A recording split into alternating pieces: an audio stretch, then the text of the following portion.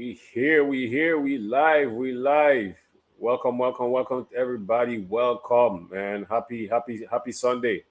Happy Sunday. Hope everybody's safe. Hope everybody blessed. Nobody ain't tuning in yet, but once people get tuning in, we start rolling. But I hope everybody doing good. Hope everybody have a safe week and everything, man. So we in June. We already halfway through the year of 2022. That's crazy. We already halfway through the year. Time flying, man. So I hope everybody blessed. Hope everybody's safe. If anybody going through any hard times, if anybody's struggling and stuff like that, man, I always reach out to somebody you trust, or you can always reach out to me as well too. So but I hope everybody doing good, man. So episode 90, we featuring Damarah Rhymer-Alvarez, man. Episode 90. So we already have 90 episodes. Bless up to everybody tuning in, man. I appreciate you guys tuning in, supporting Damarah and her episode. Like I just stated, episode 90. So that's a lot of episodes. We 10 episodes away from 100. So let's see. Let's see how that gonna go, man. But just another day with me, man. Everything's safe with me. I bless, cooling, taking it easy. One day at a time, staying balanced and everything. So. But I hope everybody well. Definitely shout out to everybody, all the business owners and stuff like that, doing the things in the Virgin Islands, throughout the whole Caribbean and abroad as well too. People tuning in. If anybody tuning in for the first time, man, appreciate you guys tuning in, supporting. If you guys on YouTube and stuff, just subscribe. We have a bunch of episodes, a lot of different people from the Virgin Islands. We have saluted, we have pay homage to, so definitely when you guys get a chance, definitely take a look at that. Let me mute my phone or whatever, so you don't interrupt. Yeah, but definitely subscribe and check out the episode, man. We have a lot of different episodes, man. Some very good ones, some powerful episodes as well too. So if you guys on Facebook, the Elite Podcast, we have a page, we have a group as well, and you can find some videos and pictures as well too. Past episodes there as well. So definitely spread the word, let people know. So once again, blessings to everybody. During the show, you guys gonna see some tickers and stuff scrolling to the bottom. That's just the different people from the Virgin Islands, that we reached out to us. So we just kind of promoting their business and everything. So if you guys see any that catches your eye, definitely show them some love. So we just here to support and help everybody as well too. Last week episode, last Sunday, we had Julian, amazing episode. So but before I get started, let me bring up our, one of our co-hosts, the legend as well, the man, the myth, the legend. Blessings, Mamba. We're good. I safe, man. Everything safe, man. Everything good. So how everything at your end, man? Everything good? Yeah, man. Just chilling. I feel you, man. I feel you. Yeah, man. I was just about to get into last week episode, Julie. But before I get into it, I don't know if you anything you want to say, you know, you know. Hold on. I got a little trouble hearing you, but I think I got you now. I think I said it. No, what you said now about last episode? No, I was just about to get into last episode before I bring you up, but you want to give any shout outs or anything, to the people them myself. I'm not just hope everybody having a blessed Sunday and let's get to it. Yeah. That's what I like to hear, man. So yeah, man. So yeah, like I was just saying, man, we last week Sunday we had Julia, man, and it was an amazing episode, man. Powerful episode, man. So for me it really touched my heart, man. It was deep, it was everything. It was funny, you know. So it was amazing. If anybody tuning in, man, if you guys got a chance, definitely check Julie episode out, man. So it is very powerful. It put a lot of things into perspective and stuff like that, especially life in general as well too. You know. Absolutely. I second that. You know what I mean? It was a few times. I don't know if anybody noticed it, but I started tearing up when she was talking and saying certain things because it was Yeah. a very touching moment, and it's commendable that she able to share her experience in the spirit, the way she's sharing it. You know what I mean?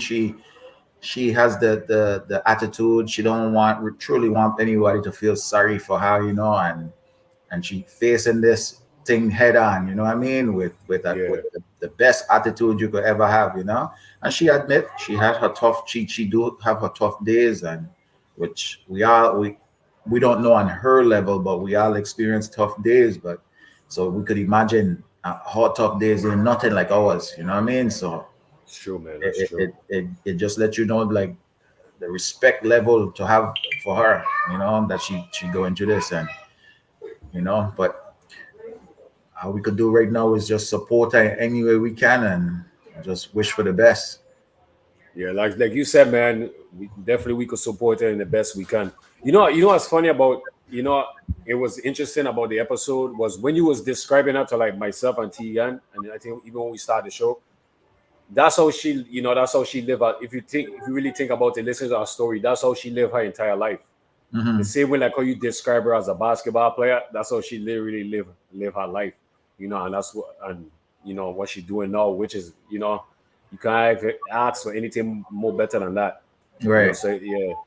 So it was kind of after the episode, I was like, damn, Pang, we said about her as a basketball player, and you listen to her testimony and stuff, and like you just explained, man, it's like, man, that's deep.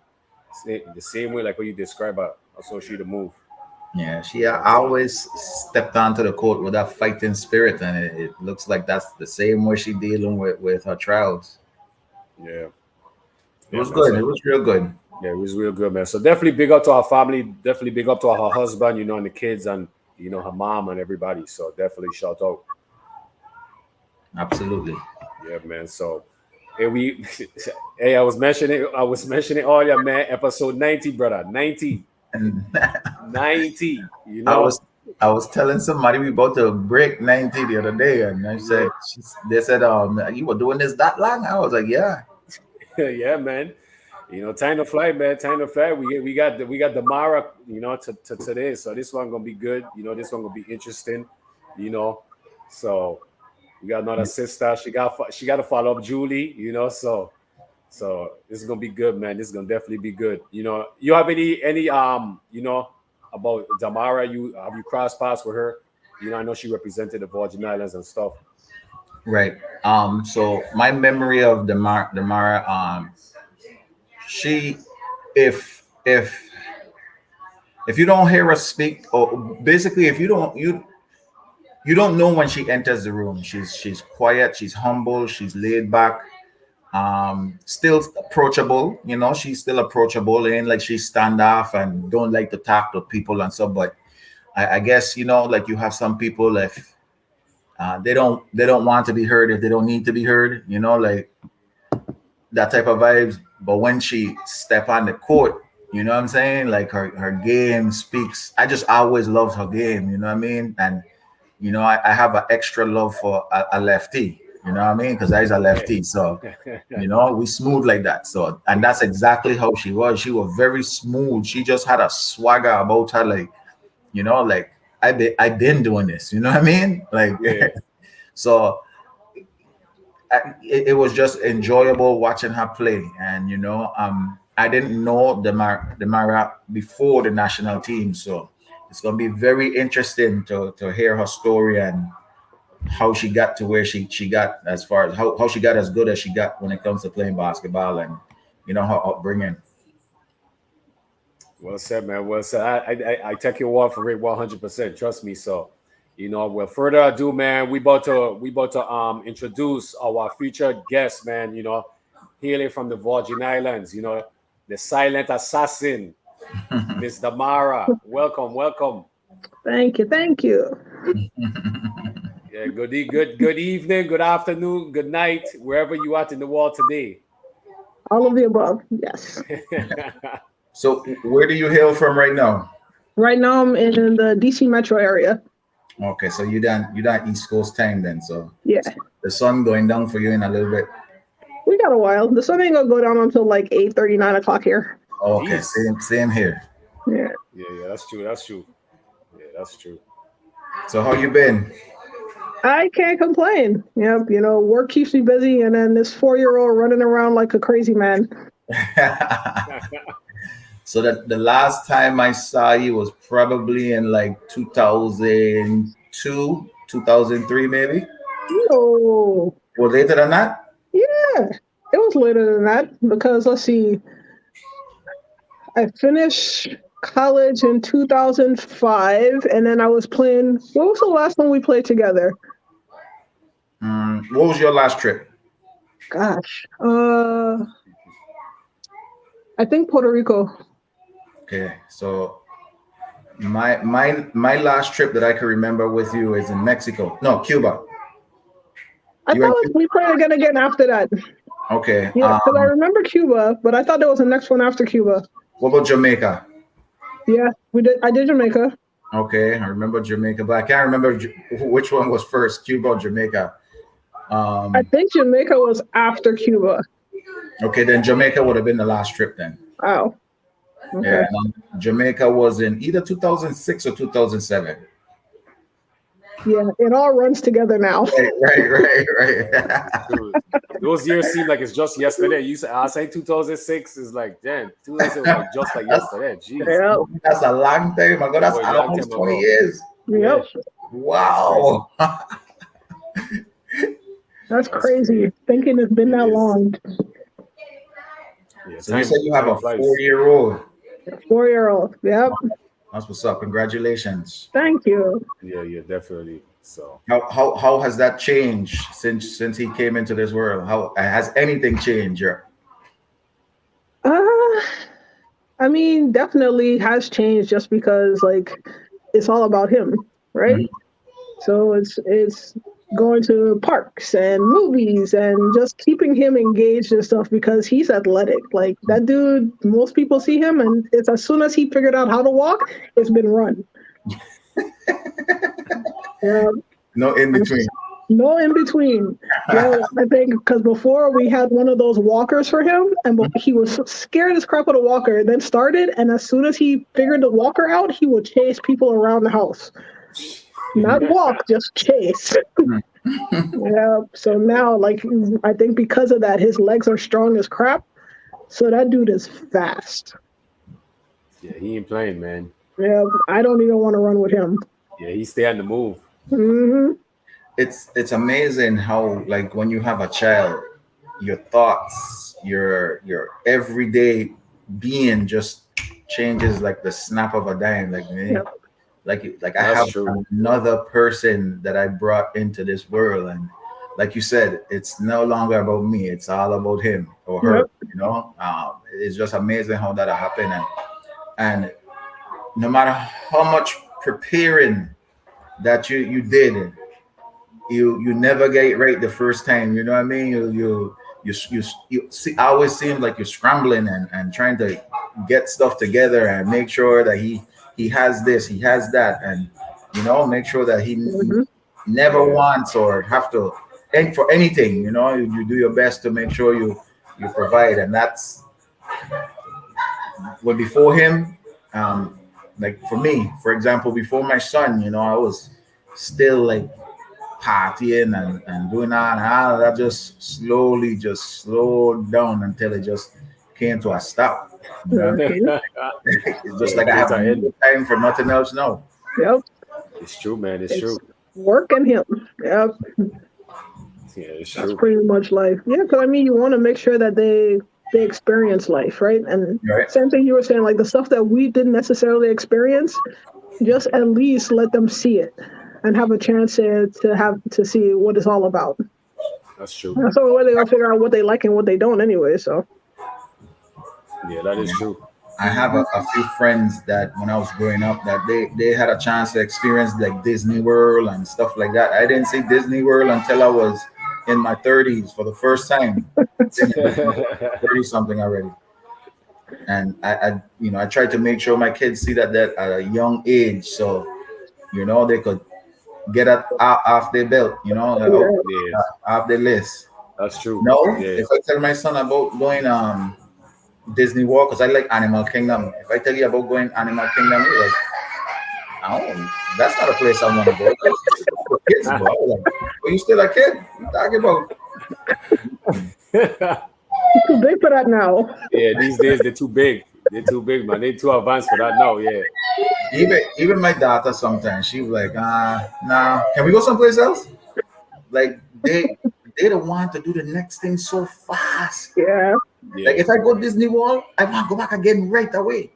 But they don't switch over so fast to the next Mhm. thing. Like all these technology and everything just gradually it going so fast. If you buy a Yeah. cell phone today, before you know it, they got 2, 3, 4 new cell phone tomorrow. You know what I'm saying? And I don't want this old. You know what I mean? So the Yeah. kids, they don't move the same way. Yeah, they have no time to settle, man. It's just constant moving. It's just on the move. Yep. You know, It's they got very access to different. everything. Yeah, very different. Yeah, Yep. yeah. Well, Damarah, today's all about you. So like we always like to start off by you telling us like a little bit about your upbringing, where it all started for you, and just slowly get into how you got into basketball or any other sports at that matter. Okay. I was actually born in Colorado Springs. Hmm. So my family is military, right? So both my mom and my dad served in the army. Um, then probably when I was 3 or 4, we moved. So I actually started school in St. Croix, at Ricardo Richards. Oh, that's what's up. Okay. Right. So I did Ricardo Richards to start school off until Hugo hit. I was down there for Hugo. Hmm. And then once my mom could fly in, we ended up moving to Germany. So I spent most of my elementary school years in Germany until she went to the Gulf War. While she was in the Gulf War, I was back home again, back at Ricardo Richards for, I guess that was 3rd grade. Hmm. Right. From there, went back overseas for a little bit, then came back. Yeah, I did. I think it ended up being 5 or 6 different schools in about 7 years. So Jeez. between kindergarten and 7th grade, I was almost at a different school each year. Wow. Wow. Yeah. By the time you get to 7th grade, where were you at that time? 7th grade, I was in South Carolina. So we moved to South Carolina when I was in 5th grade. We stayed there till the end of my 7th grade year. Then I went to Florida when my mom went to Korea and stayed with my uncle for a year. Then 9th grade, my freshman year was actually up here in Alexandria, Virginia. I went to Mount Vernon. Hmm. Then from there, ended up back in Colorado, as it turned out, and graduated high school in Colorado. Oh, that's what's up. Yeah. So let's see. Wow. And I mean, I was at least playing pickup ball all that time. But I think I really got into ball what was that, 7th grade year was the first time I played any type of organized ball, but it was bootleg because it was one of those where they just pick 2 teachers and have them coaching and they don't really know what they're doing. So we did not win a game. I think I got MVP of the season. We didn't win a game. It was, yeah. And then from there, when I went to Florida, I got an uncle down there that plays ball a lot. And I think that's really when I got into it because he used to take me to the park with him. So I was playing with the guys and kind of learning the game that way instead of trying to learn against girls that didn't really have the skills. So most of my skills came from playing against guys. Hmm. Right. That was why. And you got to play at a different level because most of the guys that I played with, at least they were trying to teach me. So it's that challenge of, all right, we're not just going to let you shoot the ball. We're not just going to let you bring the ball up the court. You got to work on it so you can do it without it just being given to you.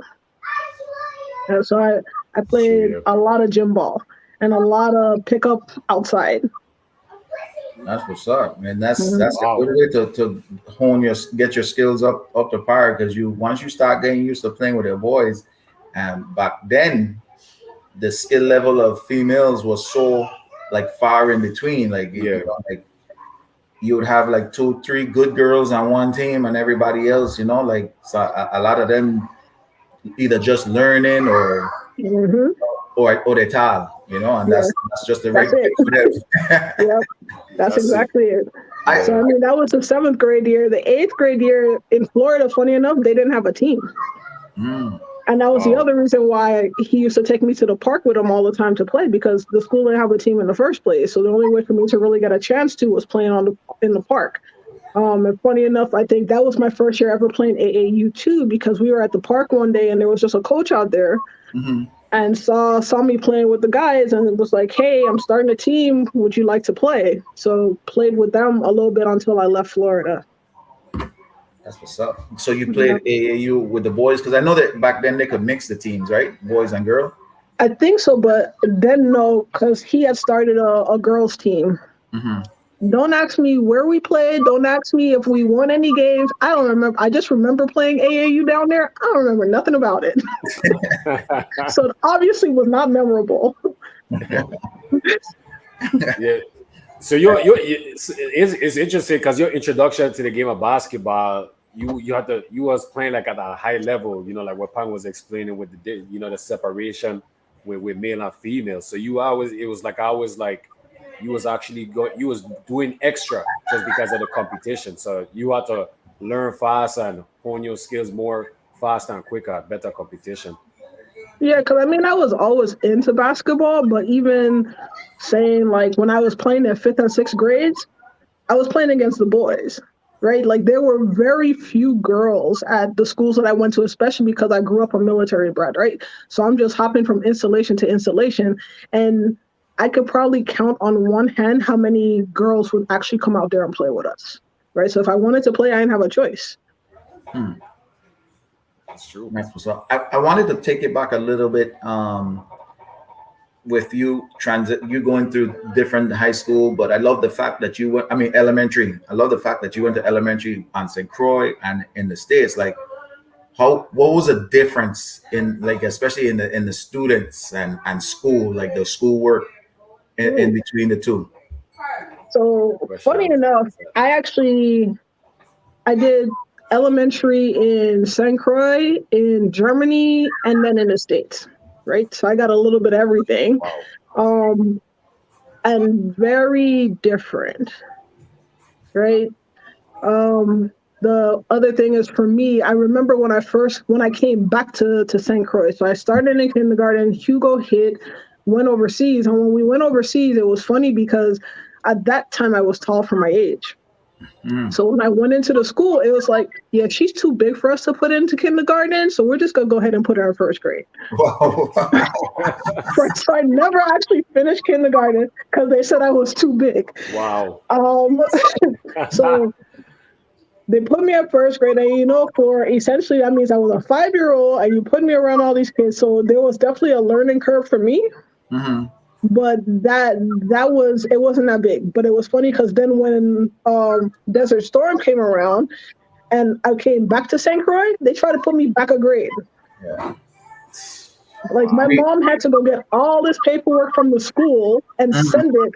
Even though they had my report card showing I was supposed to be in 3rd grade, they tried to put me back a grade. So then I was just bored as crap for half of a year. And St. Croix, they do have a habit for that when you go away. They're always trying to put you, for whatever reason, they either you done the grade, but they want to keep you there for whatever reason. I don't.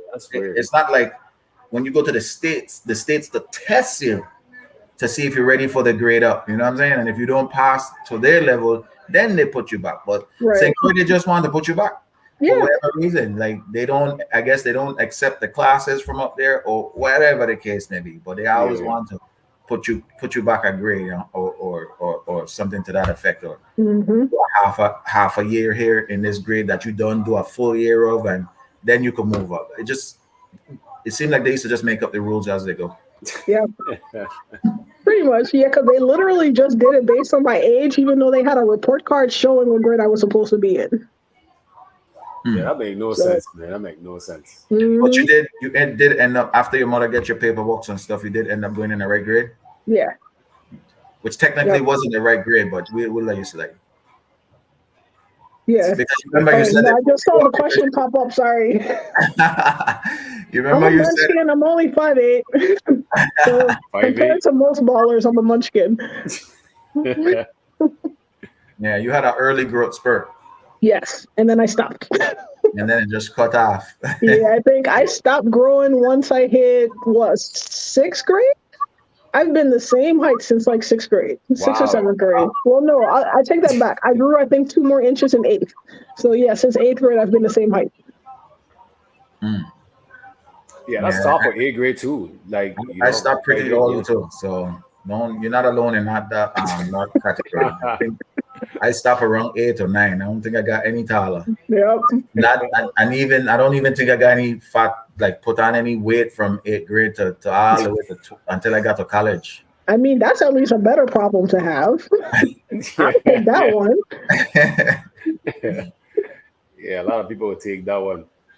You know. So tell us about your real. So you said you got introduced to playing with around your uncle and playing with the boys. So tell us about your first real official experience with being on a good team, like a good competing basketball team. When you really Yeah. like okay, or when you really start hearing that you were really good.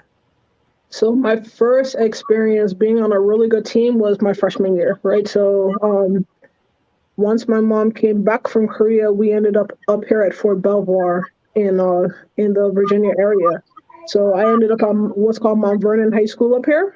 Hmm. Mount Vernon was one of the powerhouse schools in this area. Yeah. So going into Mount Vernon, I was raw, right? Because I had never played organized ball. I'm only playing street ball, and they're sitting there looking, and to me, I'm like, I'm trying to figure stuff out still. We got to the end of the year and we were supposed to be moving, and I think that was the telling tale because the coach also runs he ran the Cardinal program, AAU program up here, and literally went to my mom and told her that, yo, your daughter is going to be something.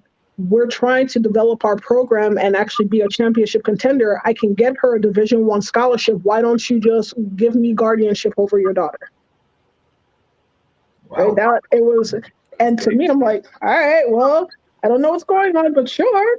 And but for especially you talking to Island Mom, it was like, hell no, I'm not leaving my Yeah, child with you. yeah, yeah, All the stuff that we just see on TV growing up, those are yeah. It's Yeah, true. I definitely. yeah. So I think that was probably my first signal because mind you, I made leaps and bounds that year because my freshman year I played softball and I did basketball. Those were my two sports my freshman year. And pretty decent at both because the softball coach, on the other hand, it was funny because actually wanted to put me on varsity, but we had a handful of players that played both basketball and softball, and both were a big commitment. So came to me and asked me, all right, you got to choose your primary sport. Do you want softball to be your primary or do you want basketball to be your primary? And I told him flat out basketball. So he put me on JV. Mm.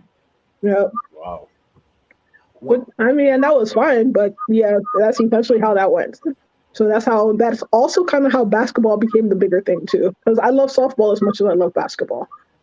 I think you kind of answer my second question, but you could be the judge of that. Like at that point, did you already have that real love for basketball when you first started as a freshman? Because I know when I started as a freshman, I just got thrown on the JV team because I was my gym teacher was the coach and he saw me playing, Hmm. just kind of throw me on the team.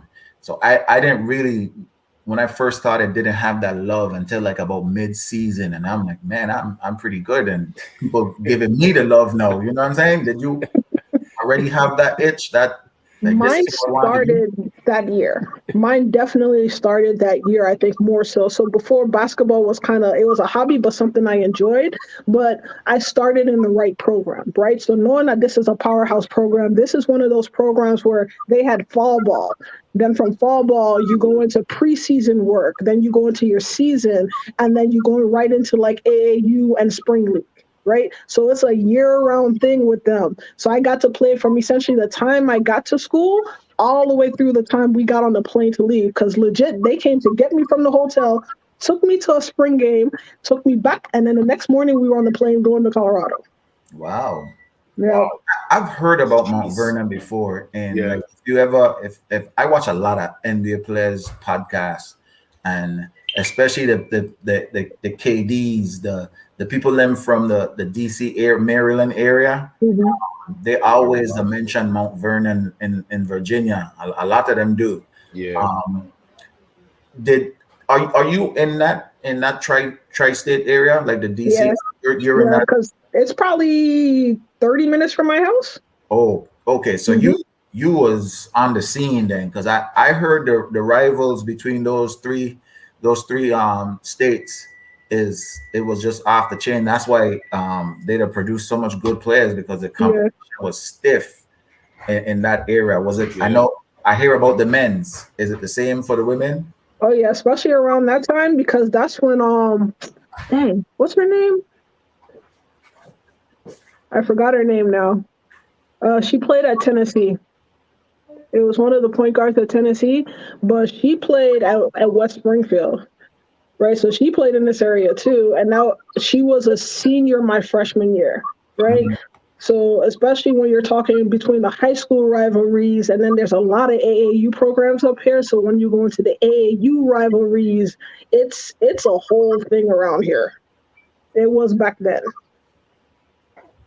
So you were out there with all the competition is that. So you on a basketball tip, like you got to did you go to a lot of watch a lot of tournaments, guys or girls, doesn't matter. Did you get to go to a lot of Washington games or things like that to just really be on the basketball scene? So that was also the good thing about the program. Like the my coach, since he ran that AAU program as well, he was always working with college coaches and everything. So we used to get to go to the games and all that stuff. It was just so much exposure for me for my first program. Right. And most people don't have that where they're going into a program and it's the same thing you had, Peng, where it's a coach that just happened to get thrown in to do it and they're just figuring it out as they go. I got fortunate where I had somebody that knew what he was doing, was very organized, was very much about exposing us. So I got all of that my first year. That's what's up. That's where you get your swag from. Yeah, it's true. So with the AAU program in the tri-state, you guys travel a lot to New York and Philly, those Well, I places. didn't Oh, you because didn't? since I was only here for that year, I didn't really travel. Most of the stuff since I left before the summer, I didn't get to Okay. travel. Yeah. Right, we were doing all of the local stuff, and probably once I was gone is when they started traveling. Oh, okay. Yep, I 'Cause you missed did that, but I say mean, it didn't matter because there was so much competition around here. Yeah, because they always talk about that area, DC, Baltimore, Virginia, then Philly, New York, Hmm. yeah, so that's big. You s- that's kind of amazing that your first experience was being involved with a coach that was big, like they had a program and like they was 100% serious about it, like to that for that to be your first experience, that's big, Yeah, I am that's big. grateful for it because I think that's what set the stage for me to get to be successful later, right? Because then when you look at it and from there, that's why I said I went to Colorado and the team that I ended up in Colorado the year before, so my freshman year, they were 0-16, right? So I'm Wow. coming in as a sophomore and I know their varsity team is straight trash. They did not win a single game the year before, but we got lucky too because being military brats, the school that I went to was close to the base. There were, I think, probably six of us that transferred in the same year, and all of us played ball.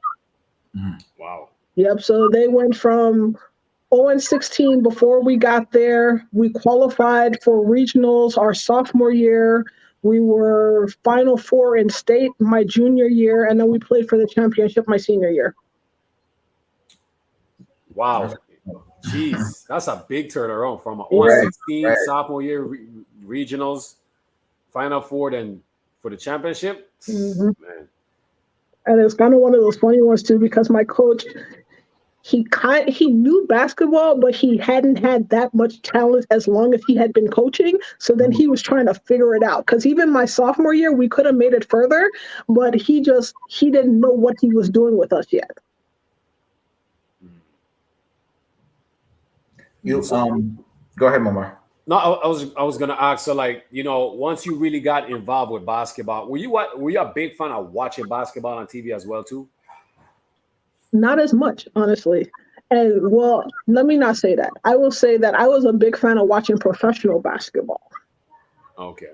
Right. I wasn't as much into the college game. WNBA, I think, came on the scene my eighth grade year. So since the league started, I'd always try to watch all of their games or as many of them as I could. So I was big into WNBA and NBA. You said you mentioned that you guys were playing for a championship in your senior year. Did y'all win? Nope. How was that But experience though? that one was heartbreaking. No joke. That was heartbreaking. But funny enough, it was one of those things where we actually got outcoached. Wow. Oh, Right? Because we were a run and gun team. That's why people didn't know what to do with us because we would press, steal, and then it was just layup. So it was like it was me, it was our point guard. We were the two, and she was a shooter. Our point guard had no business on point because she could fry anybody. And then we had a shooter. So between the three of us, we would just sit there stealing the ball and doing it. But then the other coach that year, he had been scouting us all year. So he already knew, all right, if we want to beat them, we're not even going to try to get a rebound. We're just automatically sending everybody back. So they killed our fast break. They that's made us play half court ball, Yes, so and we didn't have to do that all year. We hadn't had to do that in 3 years. so your coach wasn't able to adjust for that. Nope. Wow. yeah, that's tough. That's a tough way. That's tough. Yep. State finals.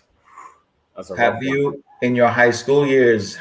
Have you played anybody that made it over be a pro?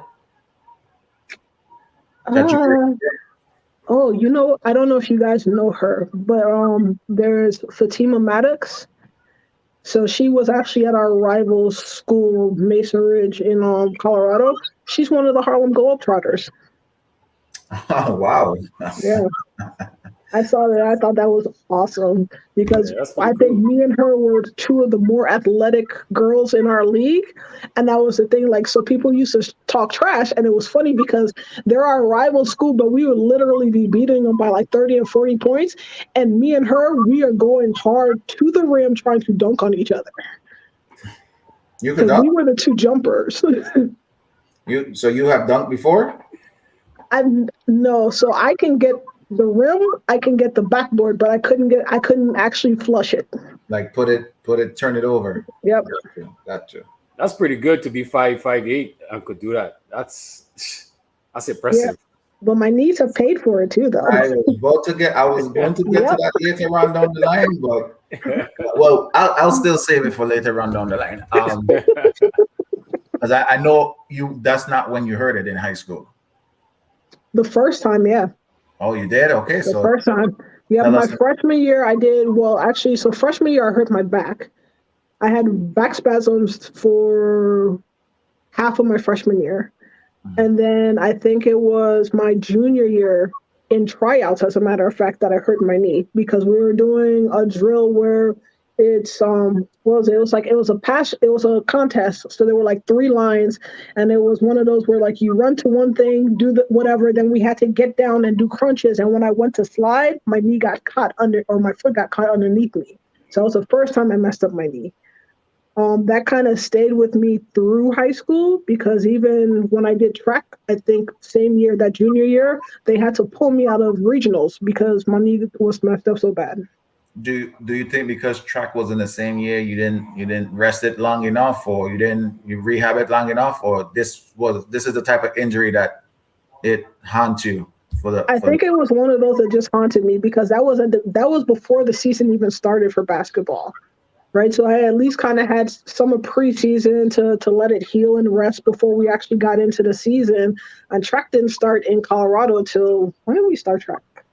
Probably like March or so. Mhm. So that was like 4 months later, right? And it was just the pounding in track two. It by the time we got to regionals, I was a wrap. Yeah, man, that's Did you ever figure out what was wrong with your knee? Did you get it checked out or like an MRI or anything? Not then, not till college. Oh, okay. Yeah, it wasn't until college that uh, what was it? I had a bone bruise. I had what is that other one? I'm forgetting what it is now. But Meniscus? yeah, No, it wasn't my meniscus. It was essentially kind of like the bones were breaking or a little brittle. So like I had surgery on both knees and my wrists right after my senior year in college. Wow. So they essentially had to drill holes in my knee to let it clot and have that replace the cartilage. That just sounds painful. Anything with Yeah. drilling sounds painful. Yeah, Yeah, for real.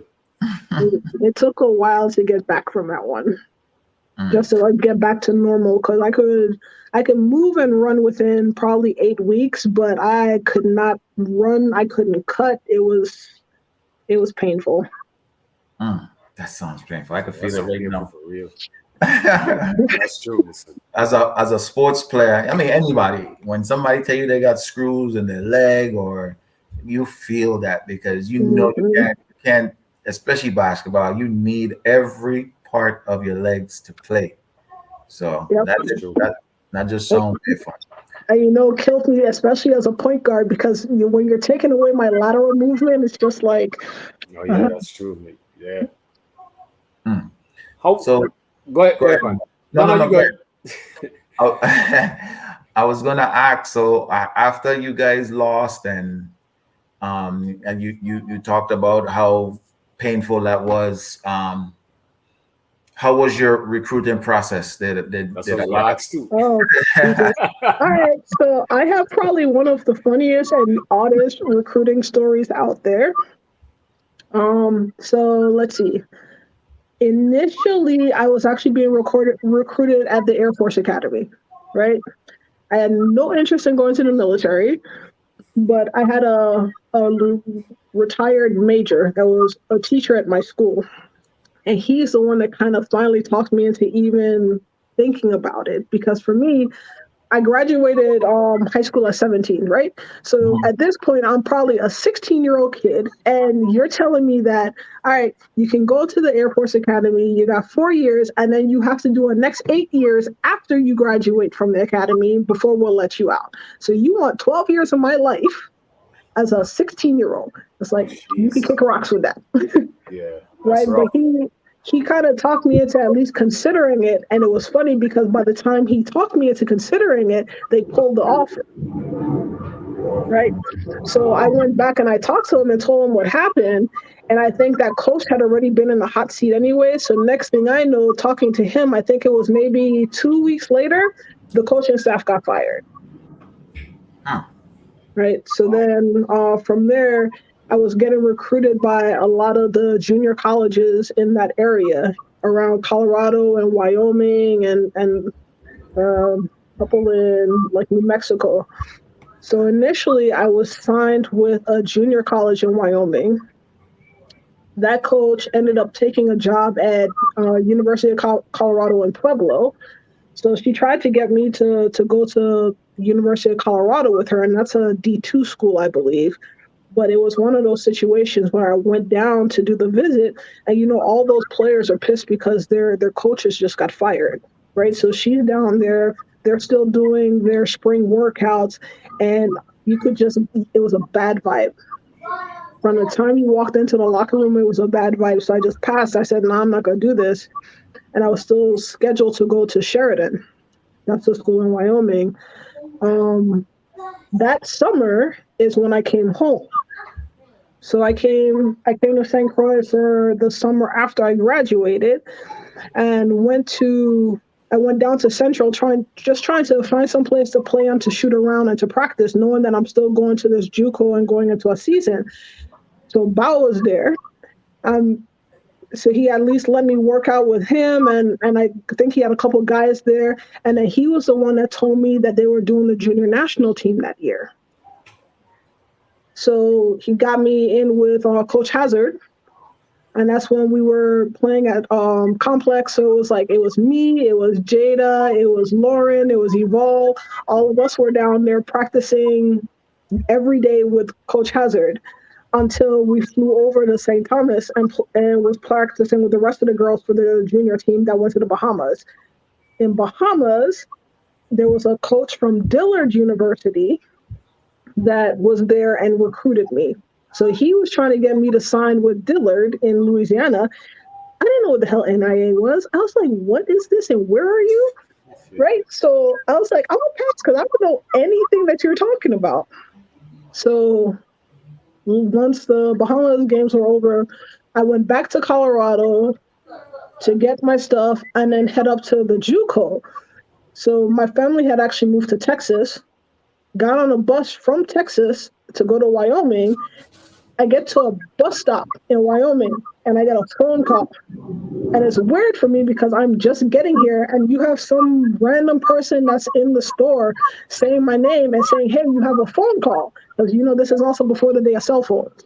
Yeah. Right? So I go to the phone and it's a coach from American University. And they're like, hey, we've been trying to track you down. I am at a random ass bus stop in the middle of Wyoming. So I'm just like, I don't understand. So like, oh yeah, don't even go to the school. Just hop in a cab, go up to Billings, Montana, get on a plane and fly out here to DC to do a visit. So I told him, I said, all right, I hear you, but I've been on a bus for the past day and a half. So I want to at least go shower, go eat, and then I'll do it. So the coach at Sheridan was pissed because now he's thinking somebody's trying to poach his player, but I didn't know him, right? I hadn't even met him. This was my first time meeting him. Okay. So I actually went, at least met him, got a shower, everything, hopped in the cab, took cab ride to Billings, plane ride from Billings to Salt Lake to Atlanta to DC to meet the coach at AU. And then just ended up staying. That is crazy. I don't think I've ever heard a recruitment story like that in my life. Yeah, so because the Dillard coach knew the AU coach and knew that the AU coach was looking for a point guard. So it's like, all right, well, she doesn't want to come here, so let me at least pass her on. That's what's. But at least he looked out for you. You know, most coaches would have been like, okay, you don't mess with us, we ain't messing with you. Exactly. That's true. That was true. Cool. Yeah, that's big. Yeah, that's. Wow. I mean, what year was this? That was 2005. No, that was after me then, because I was gonna say I probably would have met you if you had went to Dillard, because we used to play them. Wait, sorry, nope, sorry, wrong year. 2005 was college. 2001. Okay. That was the year we played in Bahamas. It was 2001. Yeah, probably met you then. Well, you probably was there when we played Dillard, because we definitely played Dillard, and that's the year Mystical paid for my first lap dance in a strip club.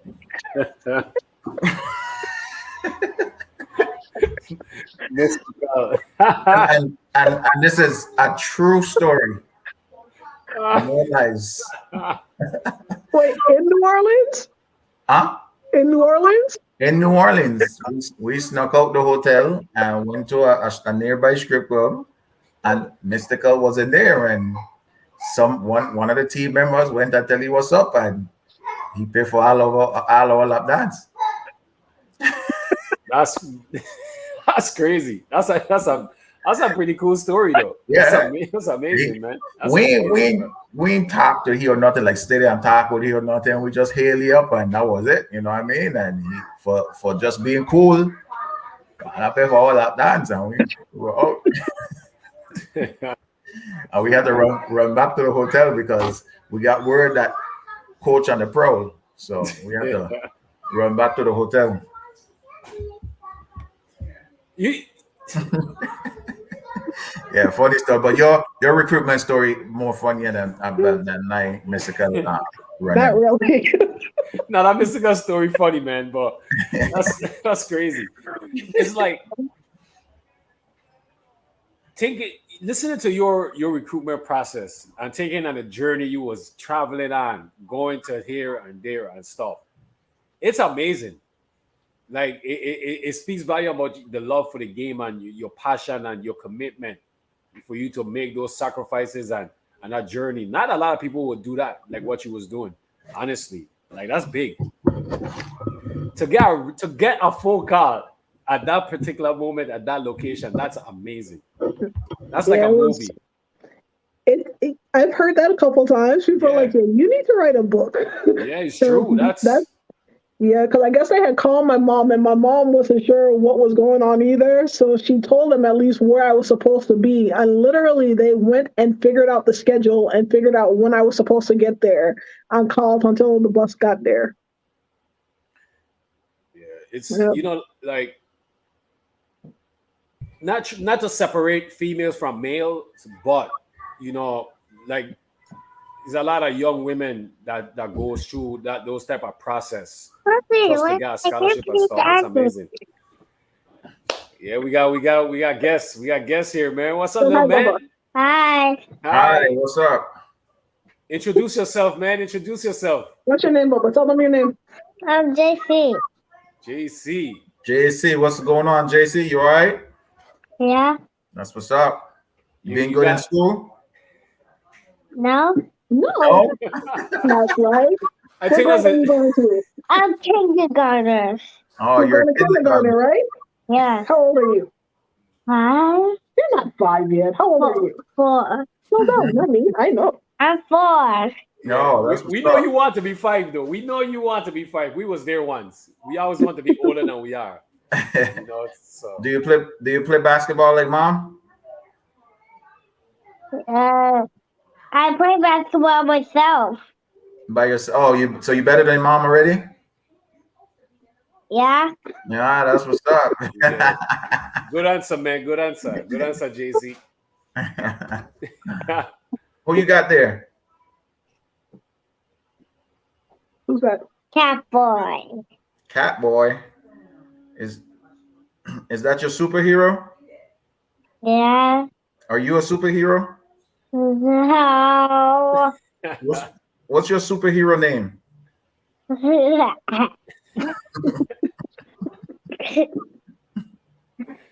I don't have the gecko costume because I have the gecko costume. You have a gecko costume? Yeah. So you're super gecko? Super gecko. Go, Bubba. All right, I guess we have a guest.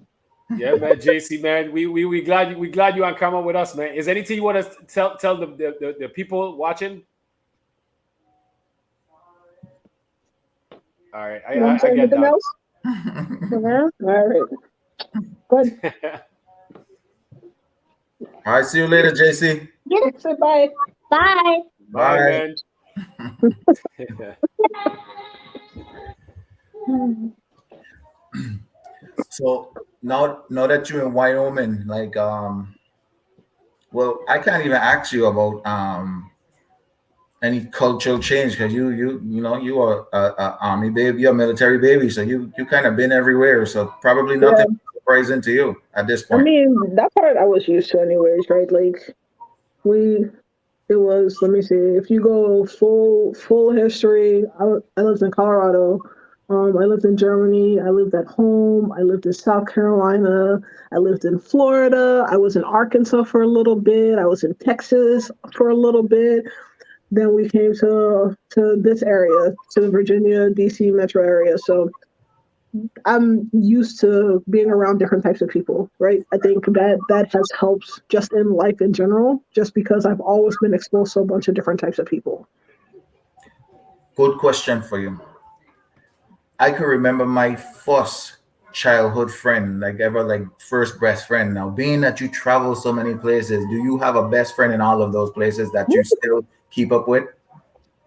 I used to.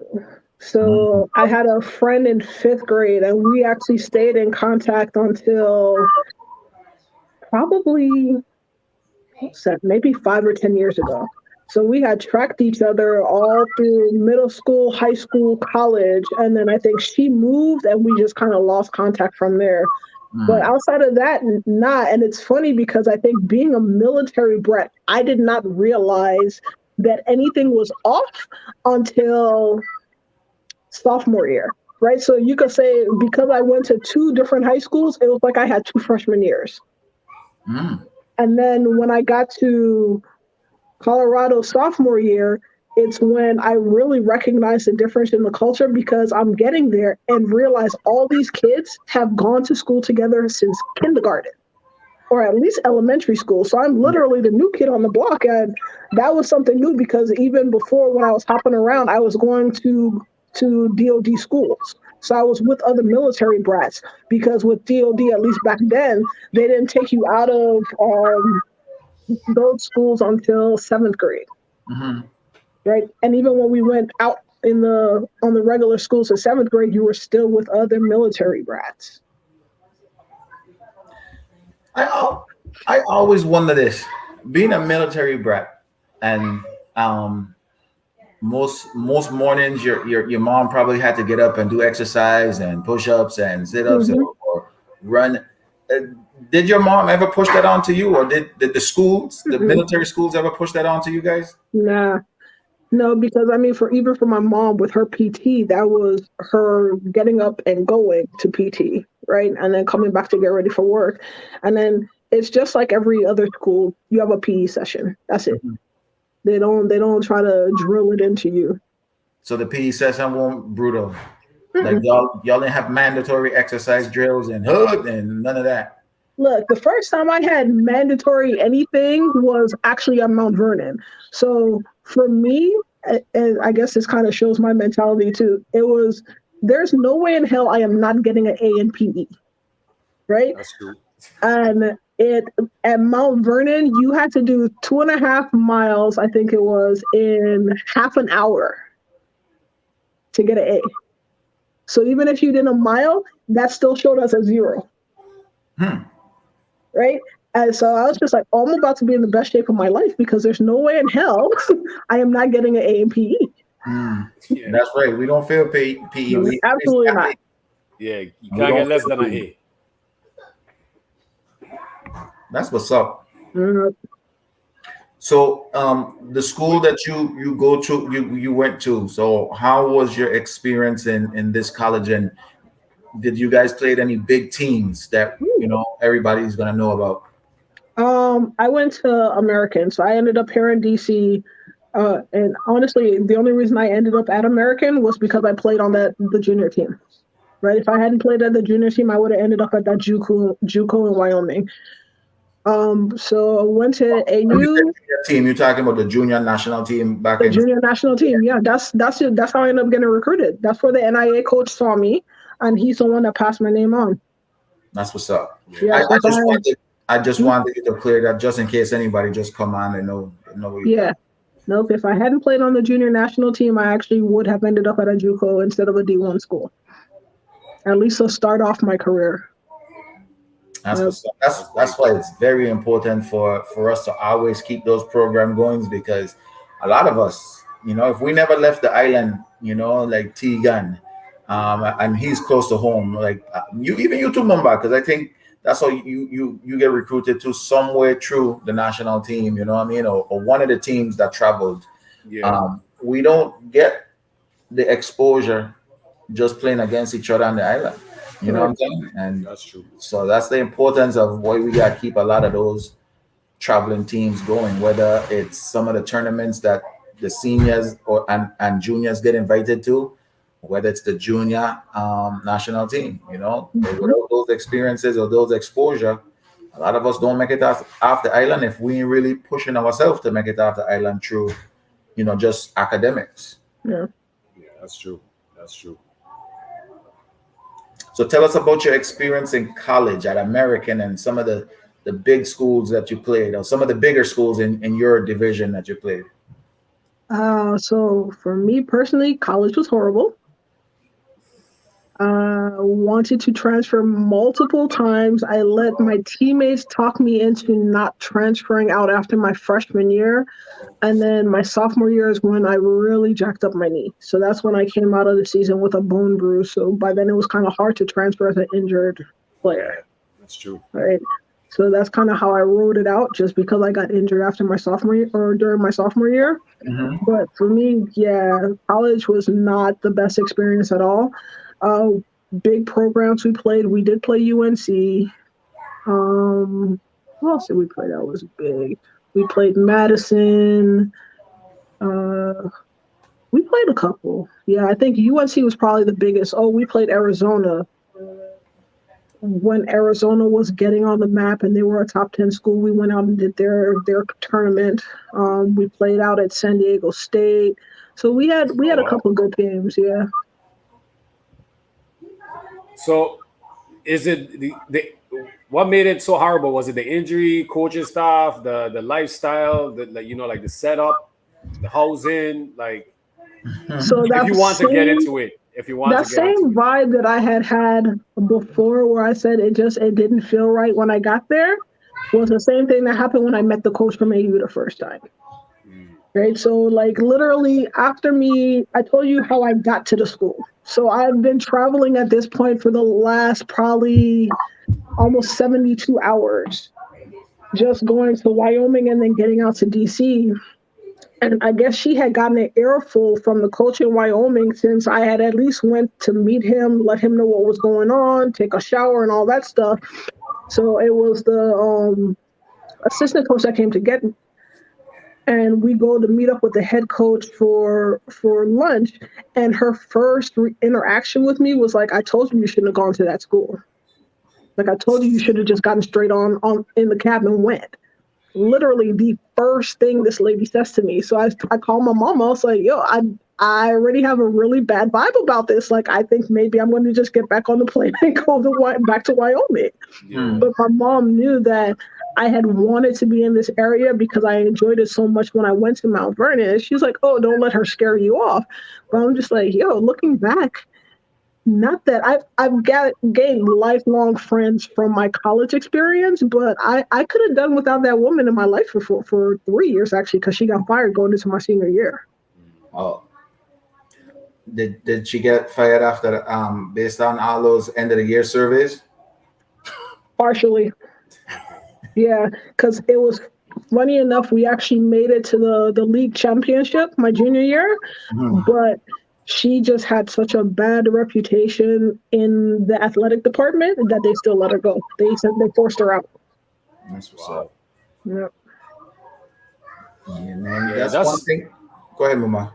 no. I was just gonna say, like, man, that's the thing with college, man. Like, sometimes you get like a bad coach, and it could just make everything worse, and it's just, especially when you're that young, it's Yes. like it's hard to deal with that, and you got so much stuff going on at the same time, you Yeah. know, and especially the way how you got there, with it could even be worse too at the same time, because now you're starting to second guess yourself, and you might start living with regret at that particular time going through that situation, so it could really, really be tough. Yeah. Yeah. I mean, especially I think it was what that my freshman year was 2001 too, right? So it was I got there under weird circumstances. 9/11 happened within our first month at school. Um, That's true. a month after 9/11, my grandfather died. Like it was, and my family was on the other side of the country. So it was all these factors, and she just didn't really care. I was So about you to got a say. 17-year-old kid on this campus and first time this far away, really. And yeah, all she cared about was really winning, not players. So you didn't get the, oh my God, Damarah, I'm glad you made it. I'm glad we was able to get you away from that school, and we know the last 72 hours was rough. First day of practice, Mm-mm. it's on me. You don't have to come. You're like nothing like that. Like, come on. Yeah, Nope, that's I got that crazy. from the You're right, assistant coach that picked me up, not from the head coach. And sadly, that same assistant coach, who actually was part of the reason I ended up signing, because I was like, all right, I can deal with you. I can even deal with our other assistant coach. It was just really our head coach that I couldn't really deal with. That assistant coach left within 3 months. Jeez, She didn't wow. even stay for a full season. She was out. And that's strictly because of this coach. Hmm. That is insane. How about your teammates? How was your teammates' relationship with the coach too? Like, And why were they begging you to stay? We only had one or two that had a good relationship with her. Overall, the majority of us didn't have a good relationship with her, but we were a close group, right? Like we were that team that a lot of us hung out together all the time. So a lot of those players, because even like I ended up graduating with 6 people that I started school with, Wow, right? So it's pretty good. that's something too where you have, I mean, 2 of them came in my sophomore year, but we went through all of it together. So we were battle buddies. So You, that you, was you part of why. you know, it seems like you probably was like the main piece for your teammates. You know, it was like, man, if she goes, man, it's gonna just go down the drain. You know, maybe they really. I'm just saying that. You know, that's what I'm thinking. Like for them to like beg you to stay. You know, it's kind And of see, like, I don't know that was a main piece, but like we all had good relationships, and just because the same thing, the military background helps me because I am a chameleon and I can blend in wherever I need to blend in. So yeah. even though we had different types of people on the team, I pretty much got along with everybody. Mm. I I'm gonna take it back real quick. Well, when you transfer from you was your freshman year and you transferred to the next high school, how was your like, how did you feel when your parents was like, hey, we gotta move, like how did you I was take it? upset.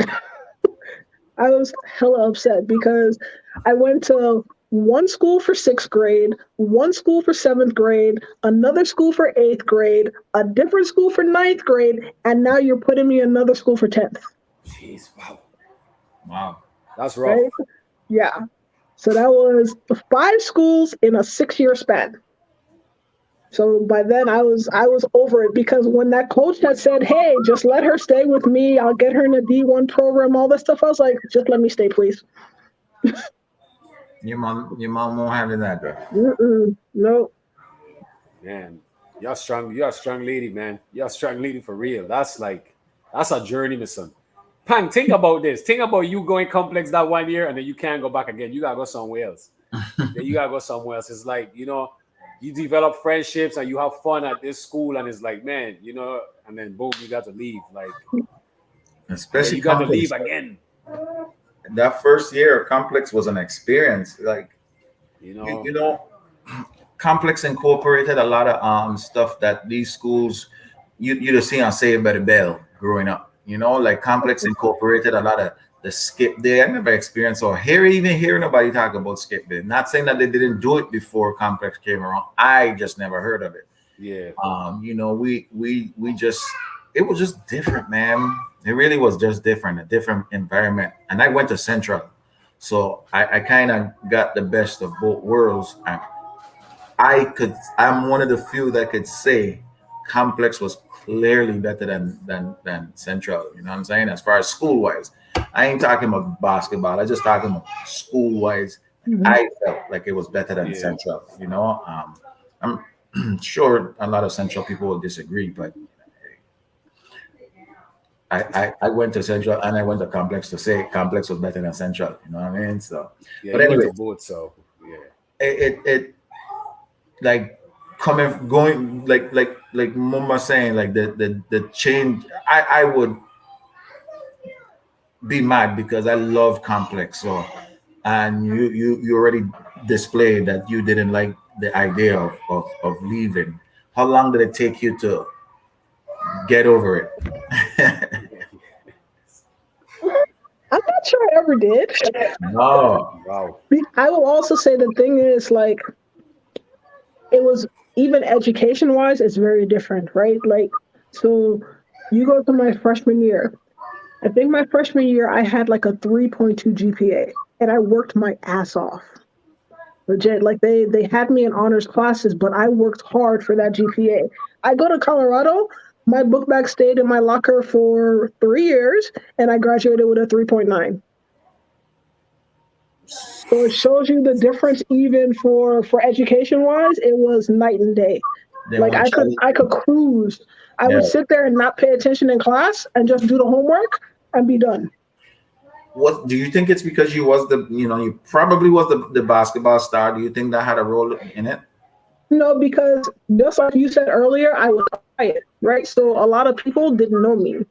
Mm. So the teachers knew me, but they didn't just know me because of sports. They also knew that, oh, she's actually pretty smart, right? So it wasn't a jock school. Okay. Gotcha. right? 'Cause it wasn't really until that's what I'm saying. It wasn't until that sophomore year where we had that huge bunch of transfers come in that our school really got on the map with athletics.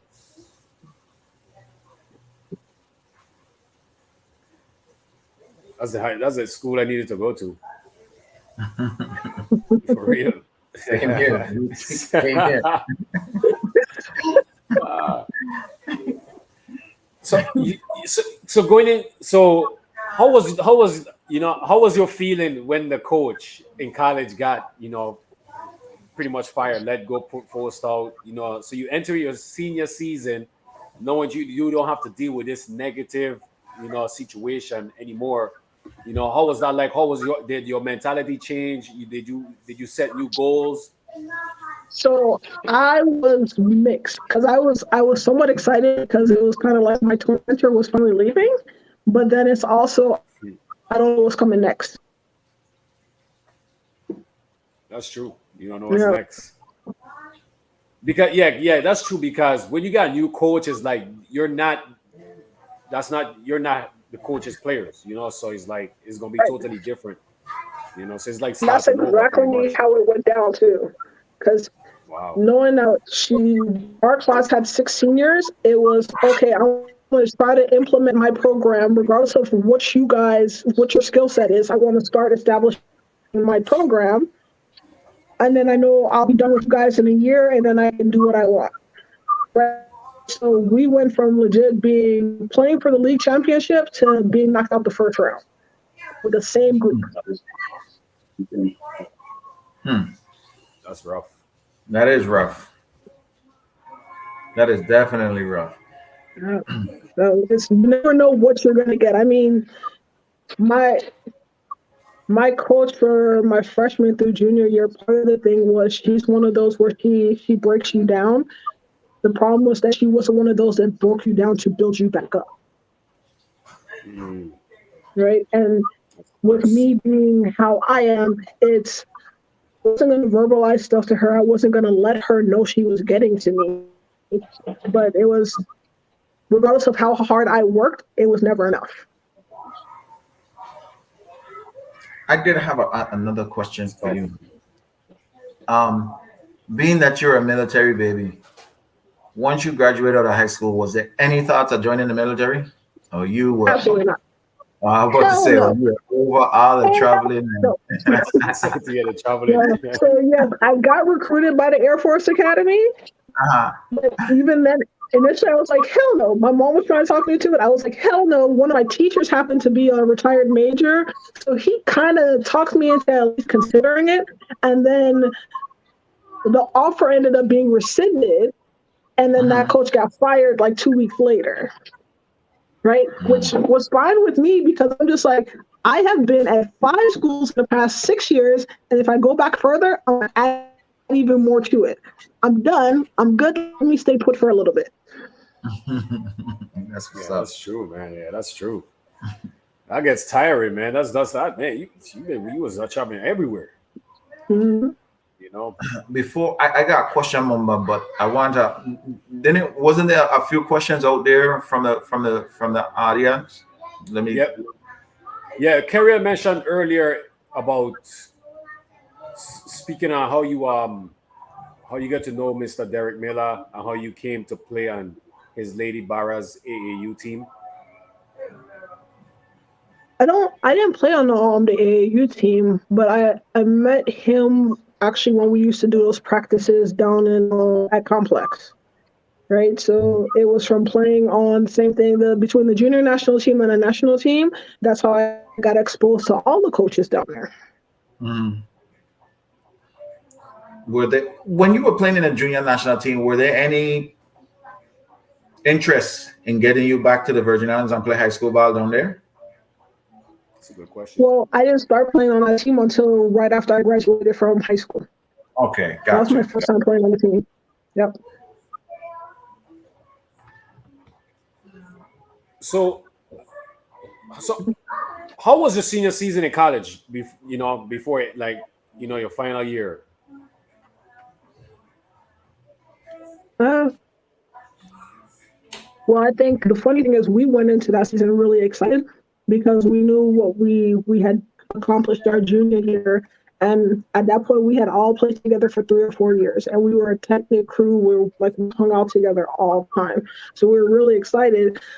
But then this coach that they brought in, that quickly killed it for us, right? Because we knew what we were capable of at that point. But she was so focused on implementing her program instead of actually letting us be successful. It kind of it killed the year for us. So we actually just decided to make it fun anyways, right? We're like, all right, it's the final year. We're gonna do what we gotta do on the court. We're gonna at least try to be successful, but we're gonna have fun. So that was like our first year before the previous coach would live off campus. We all bounced and lived off campus our senior year. And then we got like brand new, they had just built a set of apartments, so we got brand new apartments. We were all in like half a block of each other. So we just had fun. So after your senior season, your pretty much your college basketball career is over. Did you have any thoughts of maybe going pro? I wanted to actually. Coming right off the senior season, I couldn't just because I had 3 surgeries. So literally our season ended. I had knee 2 weeks later, the next week, 2 weeks after that, then my wrist 2 weeks after that. So I did 3 back to back to back. So it took me probably a year or so to get back to full functionality, having my mobility and everything back. And kind of showing the coach that we had my senior year too, I reached out to her because she has contacts 100%. I reached out to her and let her know that I was interested. And in so many words, she told me she didn't think I was good enough. So instead of even like just giving me affording me the opportunity and letting somebody say whether or not they want me, she didn't even try.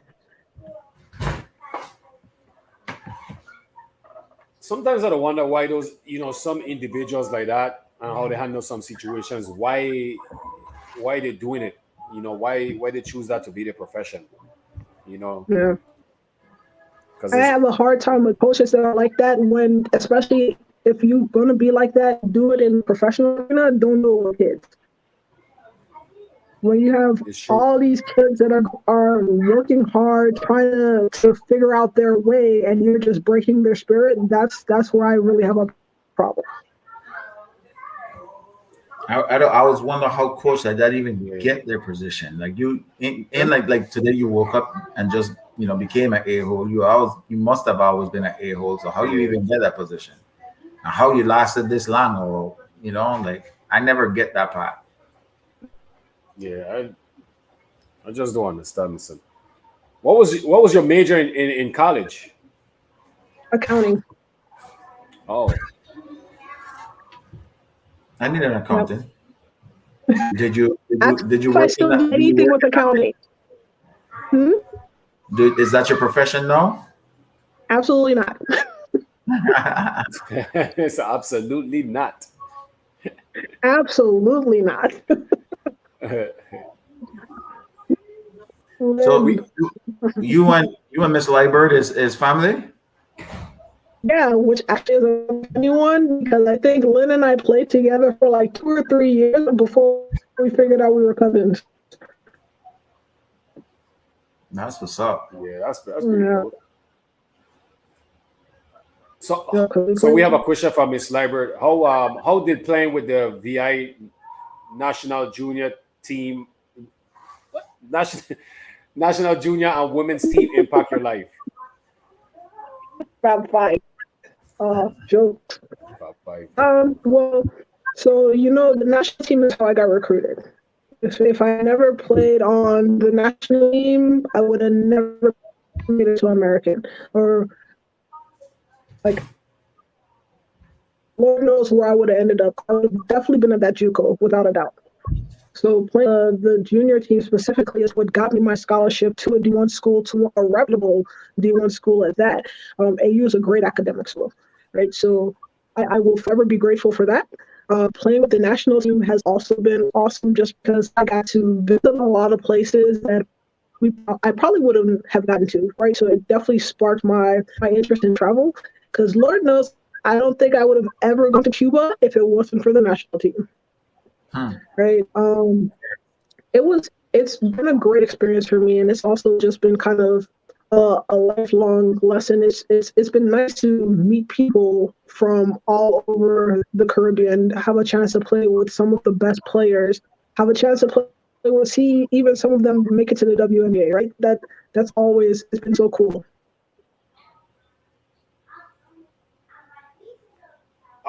You kind of breaking up and freezing. I'm not sure if you want to come out and come back in, because just in case. All right, let me try and see. Okay.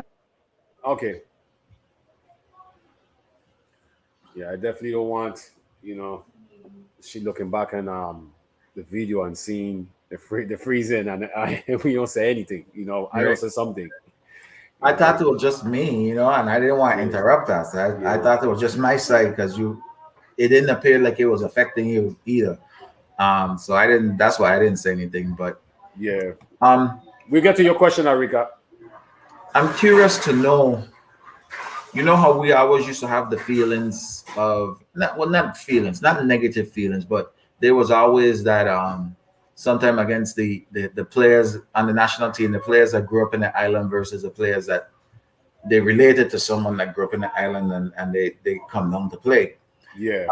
I was going to ask her. Well, I will ask her now that she's back. Okay, perfect. Yeah. Clear, look good, yeah. Yeah. So, despite that you were born, you were born in Colorado, but despite you did some of your elementary years in St. Croix, how was it? How was the treatment level by joining the junior national team, being that you weren't 100% homegrown? You know what I'm saying? Like, how was the treatment, players and the staff? That's a good question. So, all right, when I first started playing for the team, it was actually interesting because, like I said, the original crew that I started with, it was me, Lauren, Evolve, and Jada.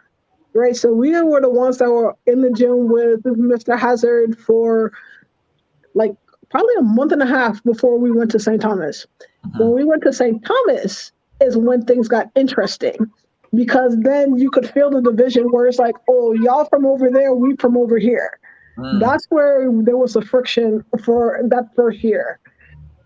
I think it got better after that, but the first year was a little tough. Who was the coach? Coach Marin? Corbett, Yeah. Okay. Corbett, yep. It was, because that year it was Corbett, Hazard, and Taj. Okay. Yeah. Yeah. Sometimes it was, well, kind of like men are a little different. We tend to get around each other, and we tend to crack jokes, and we kind of like blend in different. But I know women, there's a lot of emotions going on, so even though I was bad players, but still, What pissed us off though is that they brought us over to St. Thomas. They had us staying at UVI. They put us under curfew, but the girls that lived in St. Thomas, they didn't bring them to the school, so they weren't staying at UVI. They didn't have the same curfew. It was just different rules depending on which group. So us coming from St. Croix, we were pissed. Right. Yeah. I would be pissed too. Yeah. I would too. Yeah, no, yeah. I want to go up to the mill and hang out. That's true. We have a question here from Alrika. What countries were your favorite to visit? In general or for basketball? That's a good question. Since we're on the topic of basketball, we could go basketball. Yeah, let's do both. All right, so basketball, my favorite, I liked Guatemala. I thought that was a fun trip. Bahamas was good, and I'd say for at least tournament wise, St. Thomas was definitely the most fun tournament. That was the year y'all played. Is it Puerto Rico y'all played in the championship? Or to get to the championship? I think so. Hmm. We played Puerto Rico so many damn times to get to the championship, and we could never friggin' beat them. Well, I wouldn't say why Puerto Rico stand out to me when y'all played them, but that's for another day.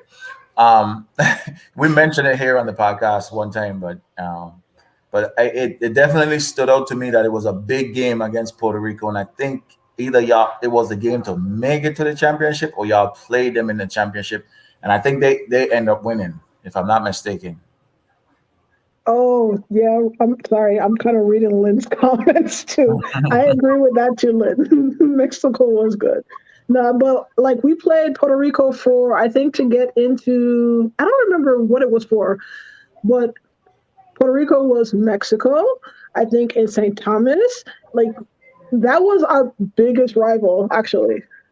And I was the one that, for whatever reason, we never managed to beat them. Hmm.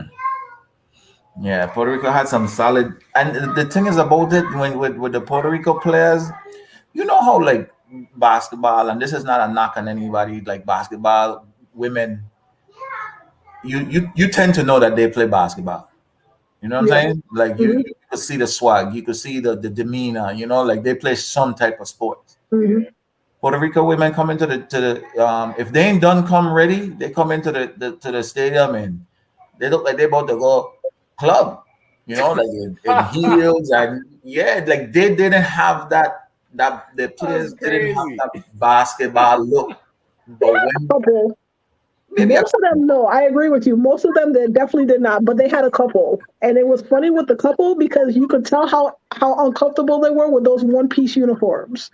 that's why I remember the Yeah, game. that's This true. one Yeah, piece. I didn't want to say that, but that's why that's I true. Yeah. remember the game. Because of those onesie uniform. That's how I remember Yes. the game. But they just didn't look like basketball players. But once they got on the court, like they had a point guard Mumba. I don't even think that girl ever shoot, but she was so solid as a point guard. Like Hmm. couldn't really pick a pocket, and she was just so sound. But she didn't really look like a basketball player outside the uniform. Like Yeah. Yeah. it just was so crazy, and like you said, like there was just that one hurdle that you guys could never get over because we always, men and women, we always play Puerto Rico. Hmm. You know what I'm Yep. saying? So, and Every tournament. that'll be the biggest matchup for us, regardless if it's the championship or not. Even if we make it to the championship, if we had to play Puerto Rico before the championship, that game was bigger than the championship game. Trust Yep. me, Yeah. insane. But yeah, I do remember that. Why St. Thomas was the best trip? Because that year they just went big.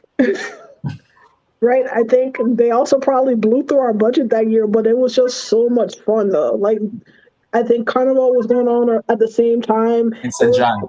Carnival yeah, was going on in St. John. yeah. Or Totola, one of So the two. the food was good because usually when we go to on these trips, we're starving.